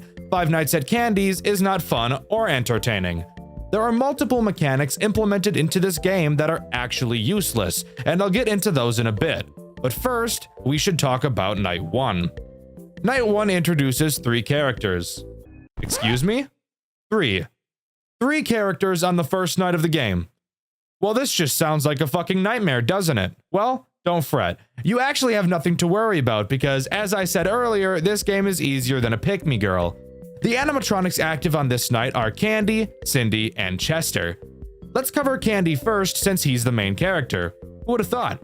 Candy loves to twerk. That's not important. Just thought I'd tell you about my headcanon. Hey, Candy! Boing! Boing! Boing! Okay, sorry. Anyways, Candy can attack either of your 2 doors, which you may think would make him a challenge, having to strategically watch the cameras to see which direction he'll go in. Because something you'll notice about your office is that the doors have no lights. Well, guess what? That doesn't matter because Candy's eyes glow in the doorway when he appears there, so you never have to check your camera. Just watch the door for the 2 white dots to appear and then close it. Well, if it's not hard to track him, does he waste a lot of power to make the night more stressful? No, not at all. He and all the other animatronics actually leave your door incredibly quickly, so you will barely waste any power keeping them out. Speaking of power, how does it work? Well, something interesting about the doors is that instead of draining a constant amount of power like most FNAF games, the doors in this game will exponentially drain power, meaning that the longer they're closed, the faster they drain power. You can tell how fast the doors will drain power by the meter directly next to the button. That sounds fun, right? Having to manage your door power to make sure it doesn't stay high for too long? No. I just told you the animatronics leave super quickly, but on top of that, when you open the door, the meter empties almost immediately, so there is no challenge whatsoever. Okay, so the main character isn't tough to deal with. Maybe the other ones will compensate. Tell me about Cindy, Dxtr. I want to examine her hip dips. First of all, back up, Buster. She's mine. Second of all, she's actually even easier than Candy is, if you could believe it. She works in the exact same way, except she only attacks the right door. Her eyes will also glow in the doorway, so again, there is still no need to ever look at the cameras yet. Are you keeping up? Let's see how long it takes before we're forced to look at the cameras together. This will be fun. What about Chester? He's got an interesting character design. How does he work? Well, you're actually right, I can't lie. Chester starts behind a curtain similar to Foxy, except the difference is that I actually can lie. All he does is go to your right door. Oh, and his eyes glow, so no. Still no reason to ever look at the camera in a million years. Okay, this game sounds really underwhelming, Dxtr, but hey, you said there were 7 characters, right? Who appears in Night 2? Wonderful question. Night 2 introduces the Penguin. But unfortunately, that's a really boring and shitty name, so I'll be calling him Petey because fuck you. Petey actually does something different this time, and no, I'm really not lying this time. Petey will enter your office and hide under your desk. He himself doesn't actually kill you, but he will randomly open and close your doors, which can prove to be frustrating if he opens a door at the wrong time and you don't notice. Stop closing my shit, Petey. Stop closing my shit, Petey. Not cool, Petey. Petey, stop it! Oh, Petey, you're such a little dirty slut. He's also just adorable. I mean, look at him. He's precious. Oh, also, there's one key detail about him I left out, and that's that when he gets to your door, his eyes glow, so you can easily keep him out of your office. So, you know, I still don't ever have a reason to look at the cameras. Dexter, this is draining. When is this game going to get interesting? Well, that's funny you should ask that, because the answer is fucking never. Night 3 introduces Blank, the most interesting character out of the entire game. And let me tell you, he's really not that interesting. Blank acts as this game's Foxy. I know I blue-balled you earlier, making you think that would be Chester's role, but Chester is really just worthless. Blank, on the other hand, is still worthless, just slightly less so. Blank appears on a camera I can't be fucked to double-check the name of. He has multiple phases he moves through before jumping to camera 5. Once in camera 5, if you look at him, you'll see him swing his fist towards the camera, which is actually the glass window directly in front of you. If you don't close the window in time, he'll break the glass and then break your back from behind. Well, hey, look at that. Finally a reason to look at the cameras, right? Took the game long enough. Wrong, fucking idiot. Let me teach you how to properly play this game. Cameras are for bitches. You're not a bitch, are you? No. You watch Dxtr White, and my second channel, Dxtr Black, and my third channel, Dxtr Blue, right? You're subscribed. You better be subscribed, you dirty piece of shit. I know you're not fucking subscribed. You better do it right now before I leak those Discord messages with that girl that said she was 13. Yeah, that's right, you fucking freak. I saw them. I'll let the whole fucking world know unless you subscribe right now. Did you subscribe? Okay. Good. Officer! Here he is! The sick bastard is right here! Gun his ass down! Taser, taser, taser! Firing squad, now! Go! Send him to fucking Moab! Another Moab! Okay, now that we got that sick fuck out of here, no, you still don't have to use the cameras, and it all has to do with your doors. Remember how I explained the exponential power usage? Yeah, we're about to break that mechanic. Here's all you have to do to beat every main night in this game. The night starts. Close all 3 doors. Whenever a door reaches stage 3, open it, wait for it to empty, and re-close it. That's it. Repeat this process throughout the whole night, and congrats, the game is over. Wrap it up and go home, bro, you did it. You still might be wondering how that deals with Blank. Well, that's easy. It only takes the door about 1.5 seconds to go back to empty. So while yes, technically speaking, Blank could break through your window in that 1.5 second time frame, but the chances of that actually happening are pretty much slim to none. But let's imagine that this isn't an absolutely game-breaking strategy and move on to night 4, which introduces Old Candy, this game's poor attempt to make the game difficult.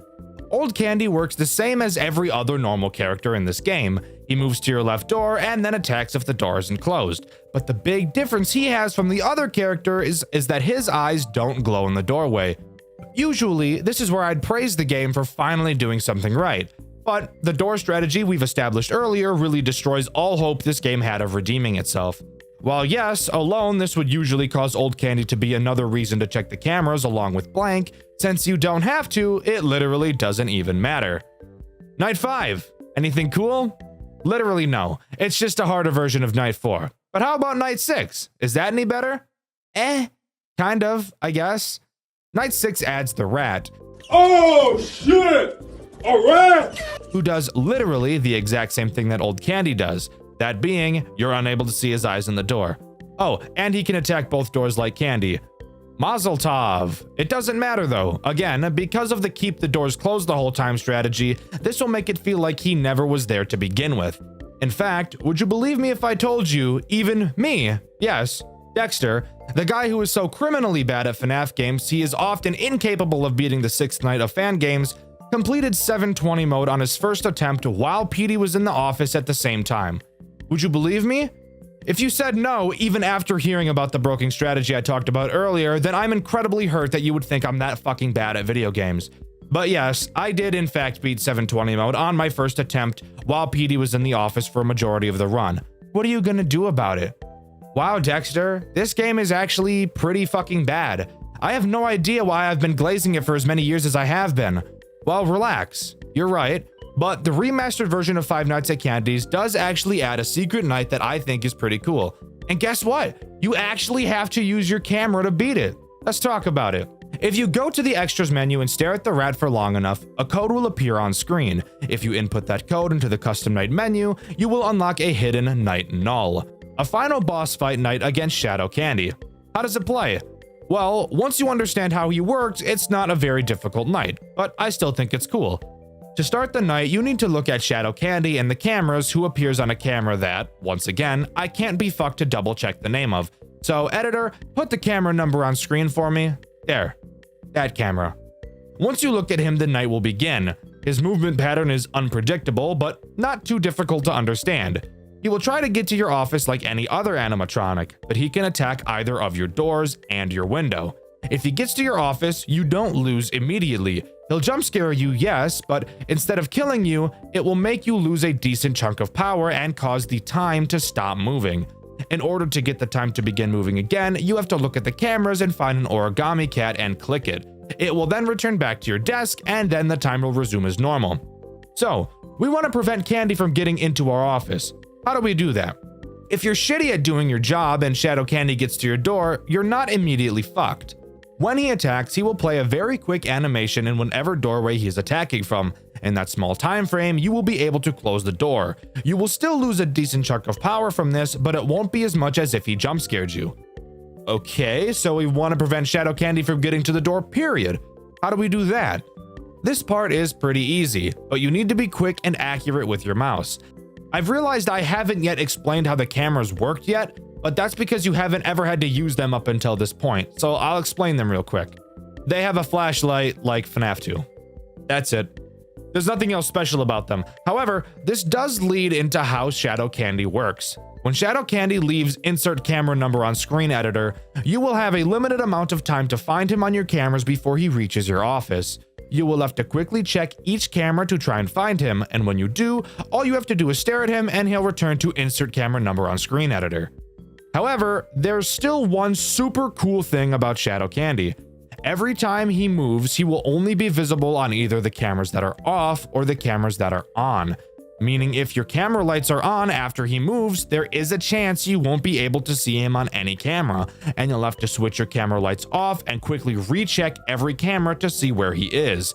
So you do have to be very fast, which I actually think is pretty cool for a secret boss fight night like this. Again, it's not a very hard night once you know what you're doing, but I do want to give this game a little bit of praise since I've been shitting all over it so far. Before we move on to the next game, there's one small detail in this game that I really want to talk about, and that's the two other secret endings. If you go into the custom night menu and set everyone to 0 except PD, setting him to 20 and begin the night, if you close all the doors and have the power run out, you'll get a secret ending with text on your screen stating that all you have to do is wait now, since there's nothing in the building that can kill you. If you instead let PD into your office and then lose to power outage, it will additionally add that you're alone with a penguin. Literally so unimportant, but I love little details like this in games, so I had to mention it. Oh wait, I should probably talk about this game's fucked story, shouldn't I? Well, after each night, we get a cutscene. After night 1, we load onto camera footage of a conveyor belt that's empty. Turning to the left, we see a weird, sad version of the marionette, who we later learn has the name Vinny. As you look away from him, he does a backflip onto your dick and rides it like a bike. Night 2's cutscene begins with us being unable to see anything, only hearing people screaming. Afterwards, the camera cuts to show some endoskeletons covered in blood. Night 3 shows the conveyor belt under investigation, with the puppet fucker tweaking out and busting it down, looking at me up and down, trying to magic mic me. Night 4 shows Candy and Cindy on the conveyor belt, new and cleaned. Looking to the left shows the pussy pointing at them, and looking back, we see both of them are gawking at me. Eyes off the prize, guys. I know, my pecker is massive, but you don't get to have it. Night 5 shows Blank and Old Candy on the conveyor belt. Marionette comes up behind them, looks at us and tells us it was a mistake and a problem. Ooh, spooky. I almost shit my pants.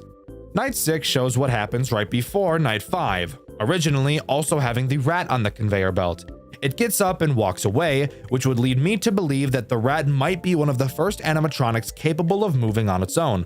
Or maybe I'm just bugging and trying to seem interested in a story I'm not at all interested in right now. I promise the third game tells the story way better than this garbage, so stick around. Also subscribe, because you love me, don't you? Please say you do. And finally, Night Null shows a teaser for Five Nights at Candy's 4, which by the way I believe is never coming out. Now, it hasn't been confirmed that it's cancelled by the way, but we haven't heard anything about it from the creator for over 2 years, so I think it's pretty safe to say that it's dead. But who knows? And that's all Five Nights at Candy's Remastered has to offer. Overall, a very mediocre game, but I bet you'd be able to guess that's how I felt about it by the title of the video. Now, time to move on to Five Nights at Candy's 2, right? Thankfully, no. That is by far the weakest and worst game in the series, even having the creator Emil Mako agree that it's not good at all. The reason I'm not covering it here, in the video all about the Five Nights at Candy series, is because I dedicated an entire video on this channel to shitting all over that game. Have you ever played a game that was so good you wanted to play it again? Have you ever found a game dev whose games were so finely crafted you wanted to play every one they've ever made? Now, here's a crazy question. Have you ever played a game that was so utterly disappointing, bad, and a waste of time that you'd honestly, and I do mean honestly, would rather play Garten of Banban? Well, I have. I just did actually, and I need to talk about it. I literally cannot help myself, and I bet you know the game I'm talking about, and maybe you even like it. This video is being made to explain why you shouldn't. The game I'll be talking about today is Five Nights at Candy's 2. You might be asking, why are you covering the second game in a series when you haven't even made a video about the first one? Well, I'll be honest with you, the first one is criminally mediocre at best, but if you guys want, I'll cover that one too. I just remembered this second game and remembered how unmemorable it was. So let's dive right into the most boring and mind-numbing Five Nights at Freddy's game ever made. Five Nights at Candy's 2 begins with us getting a text message from someone. That someone is not named, but we're told that we lost a bet, and because of that, we'll have to spend 5 nights in an abandoned factory again. Note that this person says, again, which would lead one to believe that we've had to spend 5 nights here before. And let me tell you, when there are killer animatronics somewhere, you survive 5 nights there, and then agree to a bet where the loser has to go there again, I guarantee you're not taking that bet and you're not going there again. So I have a theory about our player. They're brain dead. That has to be it, because no one else on Earth would be that stupid. Anyways, then we get slingshotted into the first night, and that means I'm plagued with the burden of telling you about the worst part of this game. Playing the game. Instead of being in an office, we're in the middle of a hallway. Why? Because we're the king of making bad decisions. There are several rooms with only one entrance, but we instead choose to sit in the one room in the building that has about 6 fucking entrances, so our chances of living are as small as possible. It's also a good idea to mention that this hallway we're in is darker than the abyss, so seeing is impossible, but don't worry. We came prepared with the worst possible form of light that we could possibly think of. An old-ass camera that has a flash. Again, remember, we've been here before, for 5 nights, and we came back with a terrible form of lighting even knowing how fucking dark it is. Brain dead. I will continue to emphasize this. Brain dead. Do we have a camera system? I hear you asking. Of course we do. Is it good? I hear you asking. Not even a little bit. Looking at the camera, you'll see a bunch of phone symbols. For some reason, almost every room in this building has a phone in it. Now remember that this building is supposed to be a factory. Why would there be a phone in every room in a factory? Have you ever worked in a factory? Let me tell you, factories are some of the loudest buildings on Earth. I would say it'd probably be quieter to work at a nuclear testing ground than it would be to work in a factory. On top of that, because of how loud factories are, most will have you wearing earplugs, so I guarantee you that nobody who's working in this factory would ever in a billion years be able to hear any of these phones ringing. But let's stop being literal and talk about why they're here. Similar to Five Nights at Freddy's 2, there are no doors. So how do you keep the animatronics from fingering your butthole? Well, we use the phones to lure them around the building, just like the Balloon Boy laugh from Five Nights at Freddy's 3. The key difference between this system and the system from FNAF 3 is, where the laughing system from FNAF 3 is good, the phone system from Five Nights at Candy's 2 fucking isn't. Let me explain. So in FNAF 3, you can use the Balloon Boy laugh in whatever room you want, and Springtrap will move to that room as long as he's in a room that is adjacent to it. Makes sense. In Five Nights at Candy's 2, you can use the phone in whatever room you want, but animatronics will only move to it if they're in the main hall where you are, and the reason given is, the only room that they can hear the phone in is the main hall. Please, tell me how that makes any sense at all. Even if an animatronic is directly next to the room you use the phone in, they can't fucking hear it. But if they're in the main hallway and you use a phone in the furthest possible corner of the room 847 meters away, they'll jump on that shit. That makes no sense.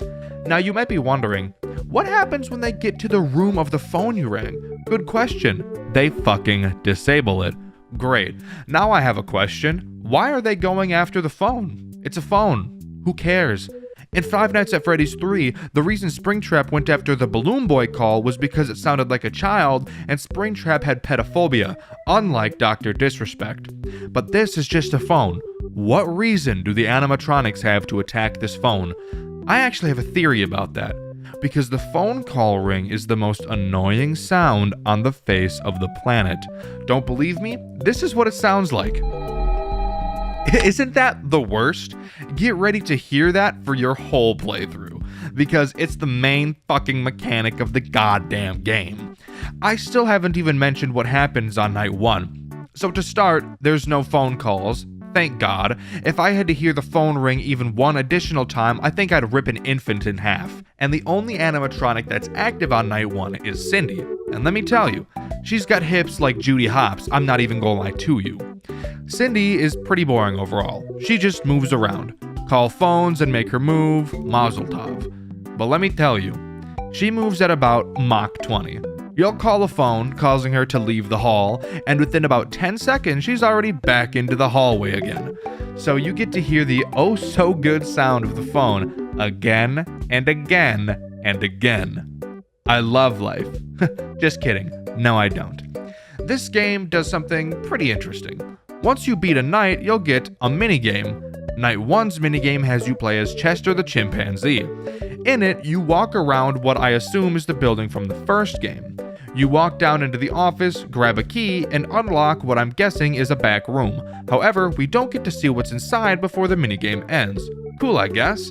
Anyways, let's move on to Night 2.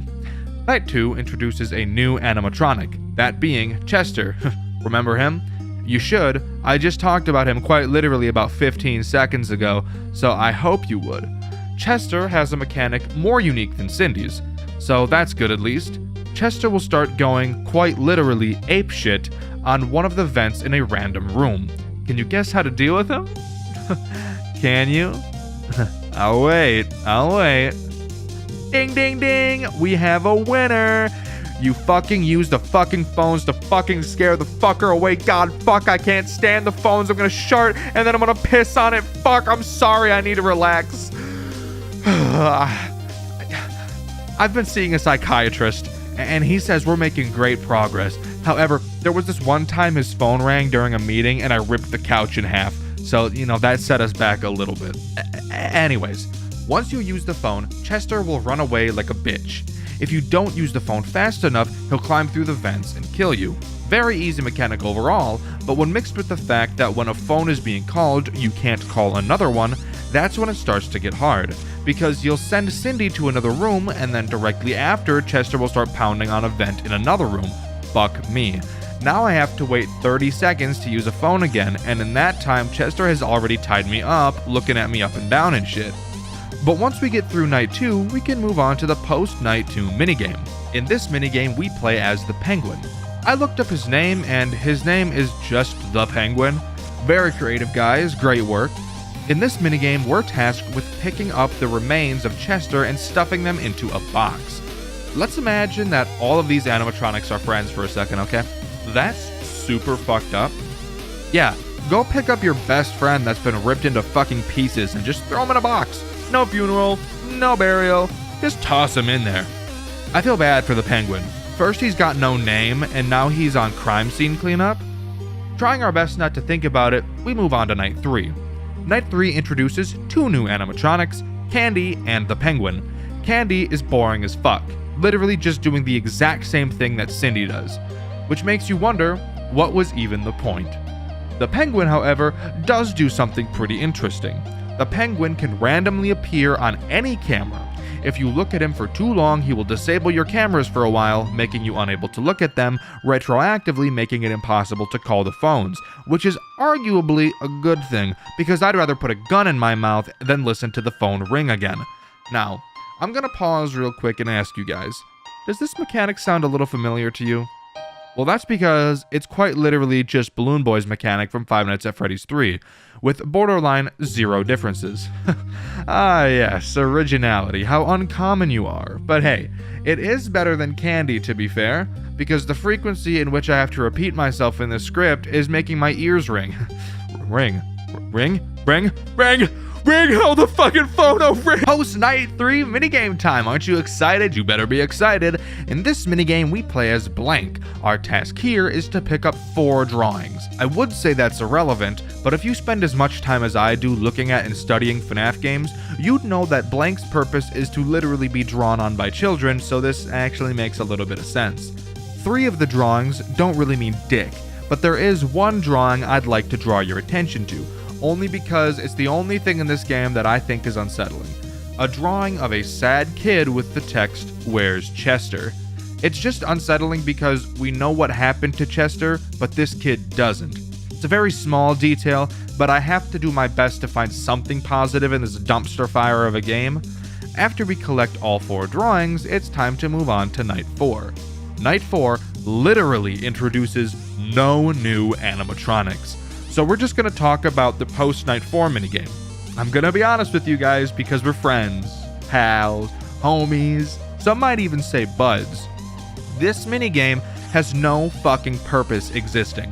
You can tell that the devs just thought, oh fuck, I can't think of another minigame with substance, and then made this minigame. In this minigame you play as Cindy, and your task is to walk down to the office, grab Candy's tie, and give it to him. That's it. You know, I can tell that this script is going to be shorter than I usually like them to be already, but when you give me 0 content to work with, game, it makes it significantly more difficult to lengthen the script out so that the viewers have more fucking content. But I guess I'll just go fuck myself then, and we'll move on to Night 5. Night 5, thankfully, introduces a new animatronic for me to complain about, Blank. Technically, Blank can come in Night 4, it's just super unlikely, but we're not going to talk about that. Can you guys guess what Blank does? If you guessed the exact same fucking thing that Candy and Cindy do, you're fucking right. Why even try to make a mechanic that's interesting when you could just Control-C, Control-V code, right? That's so awesome! But as far as I can tell, Blank does at least do something different from Candy and Cindy. If you call the phone that's in the room he's in, he will disable it almost instantly, and that's about all that's different. Boring ass, dumbass, bitch, robot, bitch. You know, I really honestly wish I had more to talk about when it came to this game, but of course, it's a disappointment of a game, so I really don't. But we can talk about the post-Night 5 minigame. The post-Night 5 minigame actually has a lot of substance to it, so I thankfully actually have something to talk about. In this minigame, you play as Candy, and your goal is pretty unclear. As you wander around the building, you stumble into a room where you see police officers guarding the doors, with police lights flashing on the outside of the building. As you walk into the office, you see the corpse of what appears to be another police officer, and deep laughing can begin to be heard. As you continue to walk around the building, you'll notice that the door that Chester unlocked in the first minigame is now open. As you go to walk up to the door, 3 police officers bust the door down and tase the fuck out of Candy's plump ass. Isn't it crazy that this minigame has been more fun than the entirety of the rest of the game combined? God, you know, this should have been the game with absolutely nothing else, and I probably would have had more nice things to say about it. But let's move on to Night 6, because it's FNAF, so of course the title of the game is a lie. Night 6 removes every single animatronic we've seen so far, but adds 2 new ones, the rat and the cat. I'm sorry, did I say adds? I meant replacements, because these 2 animatronics literally add nothing new to the game. Both characters act the same way Candy and Cindy do, but the cat also has Chester's ability to pound on the vent, and the rat has the penguin's ability of forcing your cameras to reboot if you look at him for too long. Is this night good? Literally no. Is it unique? Literally no. Did I have a good time playing it? Literally no. Did I have a good time playing this game at all? Literally no. Am I having a good time writing this script? Kinda, I guess. There's only so much you can write about when the dev of the game shits in their hand and gives it to you with a sticky note attached that reads Five Nights at Candy's 2. But whatever. Post-Night 6 minigame time, I suppose. The Post-Night 6 minigame also has a lot to talk about. Hilariously more to talk about than the actual base game. This minigame starts with us playing as Old Candy, as we follow a Shadow Candy around the building. He leads us to an open door with a worker inside. As we approach this worker, he turns around and is rightfully frightened and tases the fuck out of us. Usually that's where these minigames would end, but we actually get to continue. Next, we're back in the body of Blank, with the task of picking up a bunch of pictures again, with the final picture being a drawing of Shadow Candy, and as the picture leaves our screen, we see Shadow Candy behind us and then he clanks Blank's cheeks. Bars. However, we're still not done playing this minigame. Next, we're back playing as Old Candy and again are tasked with following Shadow Candy around the building. We walk past a man in a black vest who looks very upset, and Shadow Candy leads us to the office where we find a crying child. As we walk up to the crying child, they get up and stop crying and prance out of the room all happy and shit.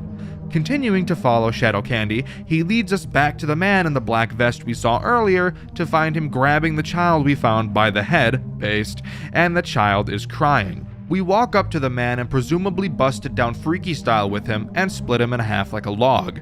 And that's the end of this minigame. I honestly appreciate this game doing something that at least feels like progress and understanding. However, that's where my critiques end for this game, because that's the fucking end of the game. Do you feel fucked? I feel fucked. This game just bent me over and fucked me.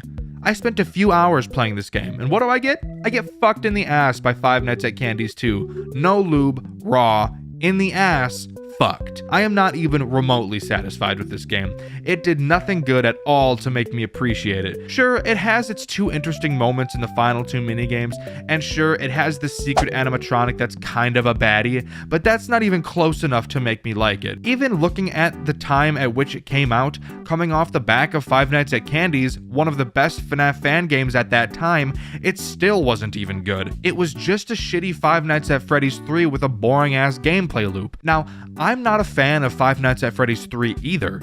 I think overall it's a pretty bad game, but it was original. This dog shit did what that dog shit did, but even more dog shit. I would rather put a toothpick under my toenail and kick a wall. I would rather play Moozy again. I would rather peel my own skin off and pour salt on it. I would rather watch old Markiplier and try not to cringe at how eccentric he was. This game had so much it could have done, and for some reason it just didn't. It had so many animatronics to work with, which could open the door to so many unique mechanics, but instead it chose to have all of them do the same thing, which just makes for an experience that is so catastrophically boring. The gameplay felt useless, the minigames felt useless, and the fucking phone call makes me want to strangle a baby deer. But let me know what you think. Do you think this game is actually a masterpiece, or have you realized that you were blinded by nostalgia? I'm super interested to see what you guys have to think. In the last video, I asked you guys if you thought Five Nights at Freddy's Secret of the Mimic was going to be good or not, and my favorite comment was this one by Ryko Janes. They said that they thought the game was going to be dog shit, and sadly, I agree with that. I have no trust in Steelwool after seeing what they did with Security Breach. Those games were franchise ruining, and there's literally no arguing that. I don't have high hopes, but in the back of my mind,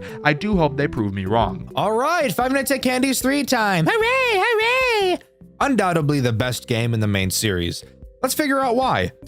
It opens to a cutscene of Vinny facing away from the camera, talking about how he knows we remember something, and that whatever it is was all our fault.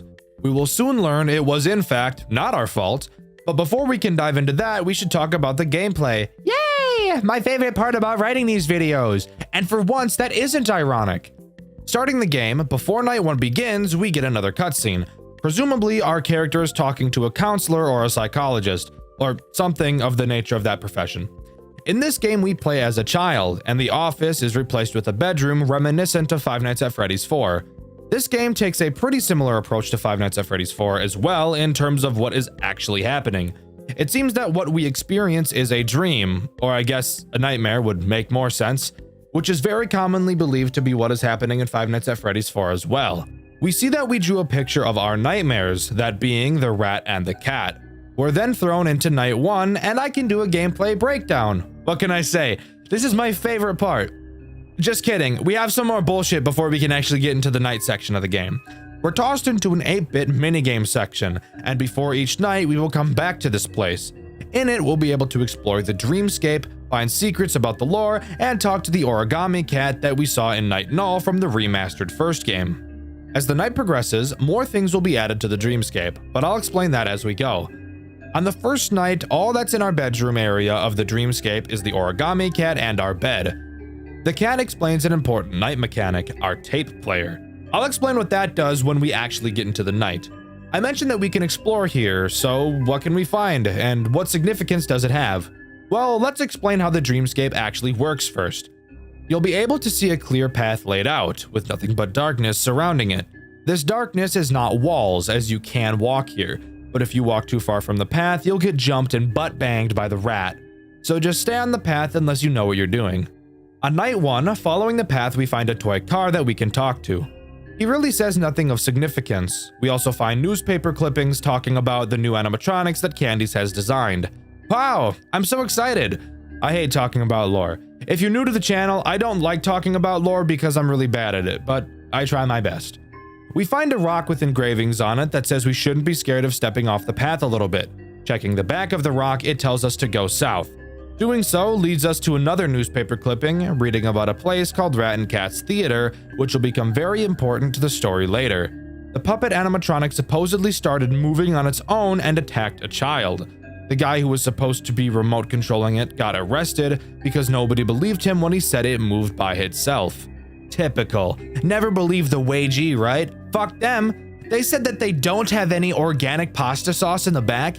They must be lying. Now I have to make a scene until the manager of the building comes to my rescue and tells me the exact same thing the wagee just told me.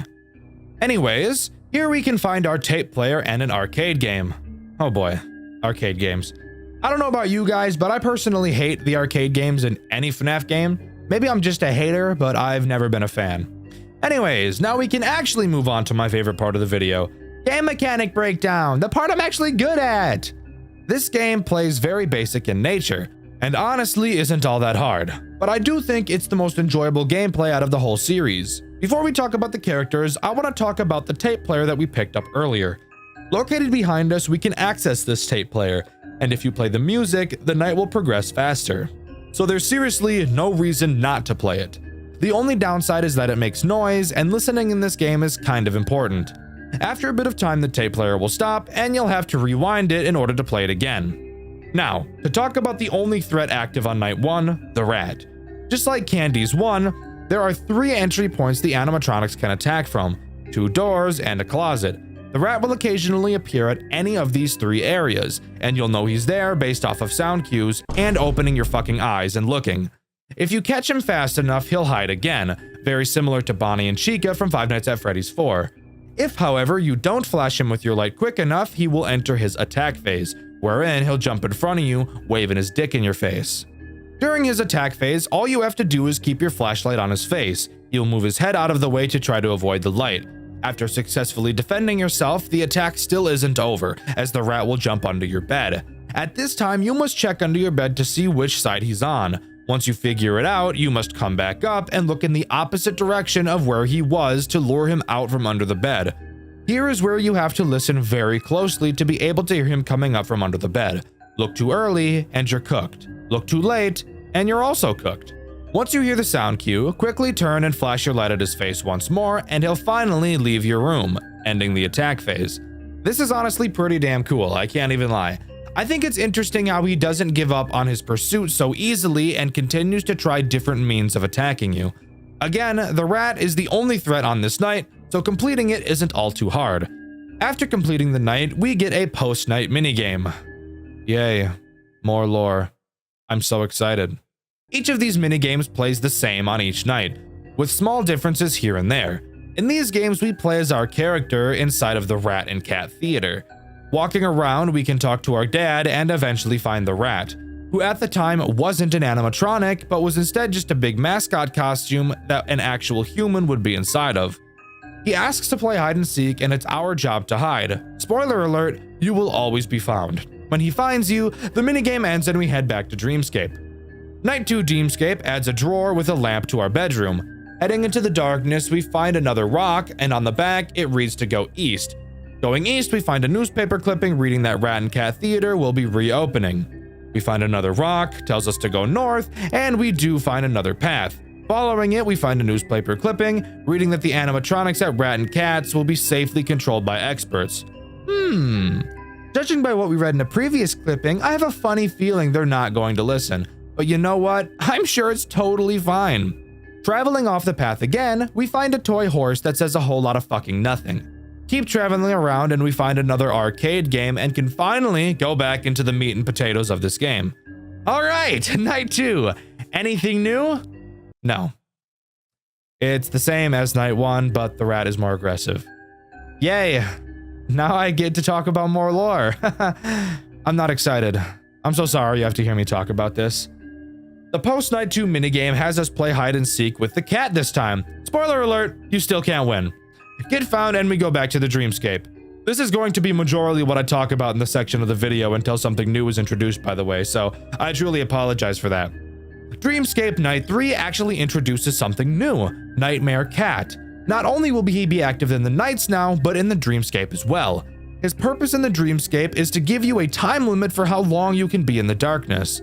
However, it's a very generous amount of time, so I highly doubt it'll be a huge problem.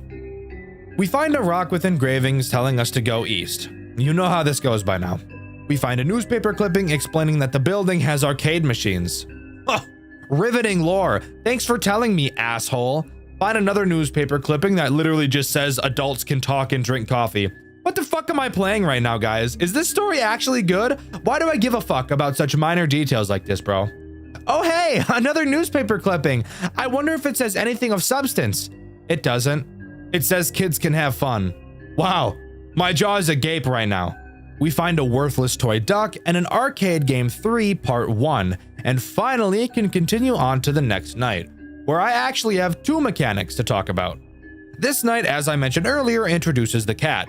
His mechanic is very simple, but can prove to be an annoyance if timed improperly with the rat. The cat will at random appear on the left or right side of your bed. You'll be able to hear it breathing. When you do, all you have to do is turn towards it and hold your light on it until it hides away. Easy. The only time this becomes a problem is if he attacks you while you're dealing with the rat. Since the rat's attack is so long, there's a decent chance that cat and rat could Eiffel Tower you, which I can guarantee there is Rule 34 of, but I don't have the bravery to look for it myself. The other new mechanic is knocking. This is both a blessing and a curse. When the rat appears at one of your doors, there's a chance he can knock. It's a very loud knock, so you should always hear it. However, the rat will always try to trick you by knocking at a door he's not actually at. The knock will be directional, so if you hear a knock on your left side, you know that the rat is either at your right door or your closet, which can actually really help narrow it down on later nights when you have to be quick. Nothing else really to talk about here, so let's move on to the next stupid fuck-ass lore dump. In this minigame, we see a man dressed as the puppet. He says that usually Vinny is with him, which leads me to believe that Vinny is probably the robot puppet that attacked the child. Moving on, we talk to the rat, play an unwinnable game of hide and seek again, and it's back to the Dreamscape. A lot of people glaze this game for having a good story, and I'll admit that from what I understand, it's pretty cool, but holy shit, the way it tells its story is so goddamn cock-sucking boring, bro. I don't want to play hide and seek for the millionth time, dude. Seriously, please do something different. I'm dying. In the Dreamscape, we find a newspaper clipping reading about a new horror movie and saying the actor did a really good job playing a psychopath. Gonna take a wild guess, that's probably because the actor is a psychopath. Why the fuck am I reading about this? I need someone to explain to me in the comments because I'm stumped. We find part 2 of the third arcade game, a stupid fucking toy robot, and a note written by who I'm guessing is the guy who was dressed as the puppet. He says that the theater was never meant for him and that he always wanted to be an actor. Now, I'm going to guess that this guy is also the actor who played the psycho we read about earlier. Anyways, who gives a fuck? Next nighttime! Is there anything new? No, it's just harder. Let's talk about the minigame. Wanna guess what we do? That's right. Play hide and seek with the cat and fucking lose because we're garbage. Dreamscape time! Boy, this game is really short when you break it down, huh? A lot of filler bullshit when you stop and think about it. In the Dreamscape, we find a note mentioning a brutal accident between 2 theater coworkers, but it doesn't go into detail. Another newspaper clipping we find later explains a bit more. Both actors were found dead, one from asphyxiation and the other from cracking their neck on the edge of a table. It seems that one choked the other, killing them, and then passed out from the adrenaline and died against the table.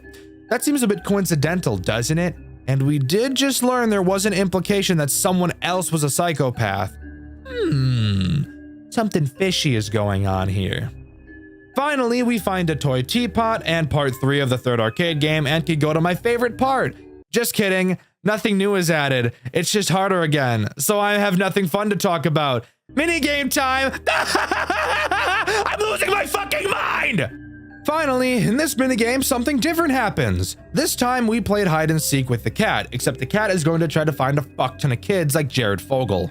This time, however, we go to hide in a different spot than previously, inside of one of the employee-only rooms. Inside, we find Vinny, the controllable puppet, and we hide inside a locker. The rat quickly follows behind us, and human Vinny comes in to scold the rat's actor for being drunk around the kids. Rather than just explain this to you, I'd rather just show you what happens. Do you have any idea what would happen if any of the parents found out that one of our actors is drunk? Think of our careers. Think of the children. What about the children? They love me. I'm the most popular character in this freaking show. Don't be jealous that I've got talent and you don't. You have no idea what you're talking about. Take off that costume, you're going home. No, I'm gonna go back out there and keep this damn show alive. No, you're not. Take it off now. Oh shit. Cut it out. Oh, dick. Toy Chica, do that to me for real, please.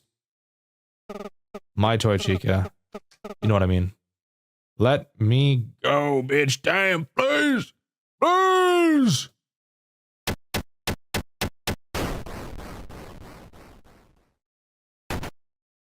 Oh shit, he's dead. Hey. Hey. Are you okay? Come on, man, this isn't funny. Oh no. No, no, no. With all the... What happened? Lock the door. I didn't mean to. It was an accident, I swear. You have to call an ambulance and the police. You have to tell them what happened. No, wait. Was always a bit unstable. He'd been drinking. We found him like this. Yes. That's what we have to tell them. We found him dead in here. Listen, it was an accident, an honest mistake. We have to tell them what really happened. But I can't.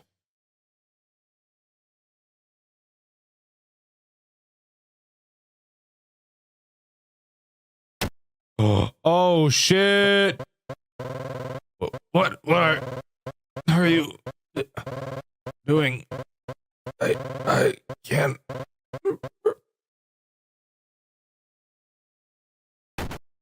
That's right. The 2 co-workers weren't fighting each other. Instead, they were both murdered, and we were inside the closet, able to hear and witness the entire thing go down. At the time, human Vinny had no idea we were there, and he thought he could just dust his hands and have the whole thing blow over to be an accident, moving on to become the movie star he'd always wanted to be. But now that we've been talking with our counselor, we remember, and with the truth coming out, Vinny was held responsible. And let me tell you, This motherfucker is not happy one bit. This is why he was saying it was our fault at the beginning, which, bullshit, by the way. It's your fault. You killed them, you retard. Going into night 6, we talk to Vinny once more. He explains again it's our fault and that he will personally make sure that we never sleep again. Night 6 consists of only Nightmare Vinny. And let me tell you, this night is no walk in the park. Vinny works the exact same as the rat, except he's more aggressive, and his attack phase is much more brutal. When he attacks, instead of moving his head, it will rotate in a circle, making following his head incredibly more difficult. The window for flashing him is also much smaller, and the amount of time you can spend not flashing him is microscopic, like your penis, bitch. This night is fucking hard. I know there are challenges in this game that make it harder, and I know there's a more difficult version of this game called FNAF But Better that makes it even harder, but fuck you. This night is a pain in the dick. I naturally have very shaky hands, and that prevents me from being able to complete it without pouring hours and hours of work into it, but I urge you to play through this game for yourself if you don't believe me how hard it is. Keeping your mouse on this fucker is ass. Very ass. Big ol' jiggly dick ass. Do you like nuts in your mouth? Do ya? Because you're gonna have a lot of nuts in your mouth while you're getting teabagged by this asshole. He's gonna be dragging your nuts across your forehead, and you're going to be begging for his Jeeb juice because you're a dirty little piglet. Oh please, mix it with orange Fanta. Chris Chan, fuck off, boy. Anyways, after beating the night, we get one last minigame. We step out of the locker, walk past the bodies, and out of the building where we're greeted by the police who didn't even know we were in there, and reuniting with our dad. Really, the only other thing to talk about is the arcade games we've been collecting in Dreamscape. Fishing with Candy, Cindy's Garden, and Candy's Adventure. Fishing with Candy has us catch fish. Wow, I bet you couldn't have figured that out. Occasionally, Petey will appear to take one of your fish like the dirty little slut that he is. If you reach a score of 9,999, you will enter a secret minigame. In this game, you play as a parent walking around the Candy's building, eventually stumbling upon a crowd of kids watching Vinny. The kids disappear and Vinny's smile turns into a frown. Afterwards, the game ends. Cindy's Garden has us whack moles. Reaching a score of 9,999 will send us to another minigame, this time playing as the cat. We have to catch 2 kids and put them on a conveyor belt, turning them into Candy and Cindy. So, yeah, that's pretty fucked. We just put 2 live children through a machine that compacted them inside of a metal suit. That's like super fucked up. And I don't think I needed to tell you how fucked up that is, yet here I am telling you that. Finally, we have Candy's Adventure, and fuck is this a long one. It's normal for 90% of it, just being a Mario-style platformer where you have to avoid some enemies, solve some puzzles, and collect some power-ups. I will add that this minigame is pretty damn hard, however. At the end, there's a boss fight against a big dog, and once you beat him, you can glitch the game and enter another secret minigame. In this minigame, we play as the rat. We have to walk through the original Candy's restaurant, avoiding the gaze of the other animatronics, and eventually get to the office where we attack the night guard and helicopter our dick in front of him to make him jealous. And with that, I'm pretty certain that is all Five Nights at Candy's 3 has to offer. Please let me know if I missed anything in the comments. That's also where this video wraps up. Overall, I do think the entire Candy's experience is fairly enjoyable as long as you don't count the second game, because that game is actually the most boring shit of all time. Like, holy shit, I hate it so much. I do think the hype around the lore is deserved, since it actually tells a very disturbing and interesting story. However, I do not think that the gameplay matches the lore enough for me to say this game is anything better than mediocre. With the first 2 games being way too easy, and the third game barely having anything to it in the night sections, and having the lore be told through a very boring and repetitive cutscene, I can't say this series is anything incredible. Yes, it is one of the first FNAF fan games ever made, and that has to go into consideration, but I'm not going to review a game differently based on the time it was released. This game could have been much better if the gameplay and story were just balanced better, and I don't feel like they are. But what do you think? Do you agree with me? Or do you think that I'm so horseshit wrong and that I should kill myself? Let me know in the comments. In my 5 Nights to Remember video, I asked you guys who your favorite Five Nights at Freddy's character was. which yes, I recognize now I've already asked in a video, but shut up. My favorite answer is this one by Rewrite VA, who said Withered Foxy, because when they were a kid, he made them literally shit their pants. Not figuratively, they saw Withered Foxy in FNAF 2 and actually physically defecated in their pants. I've been Dexter, and I'll see you all in the next video. See ya!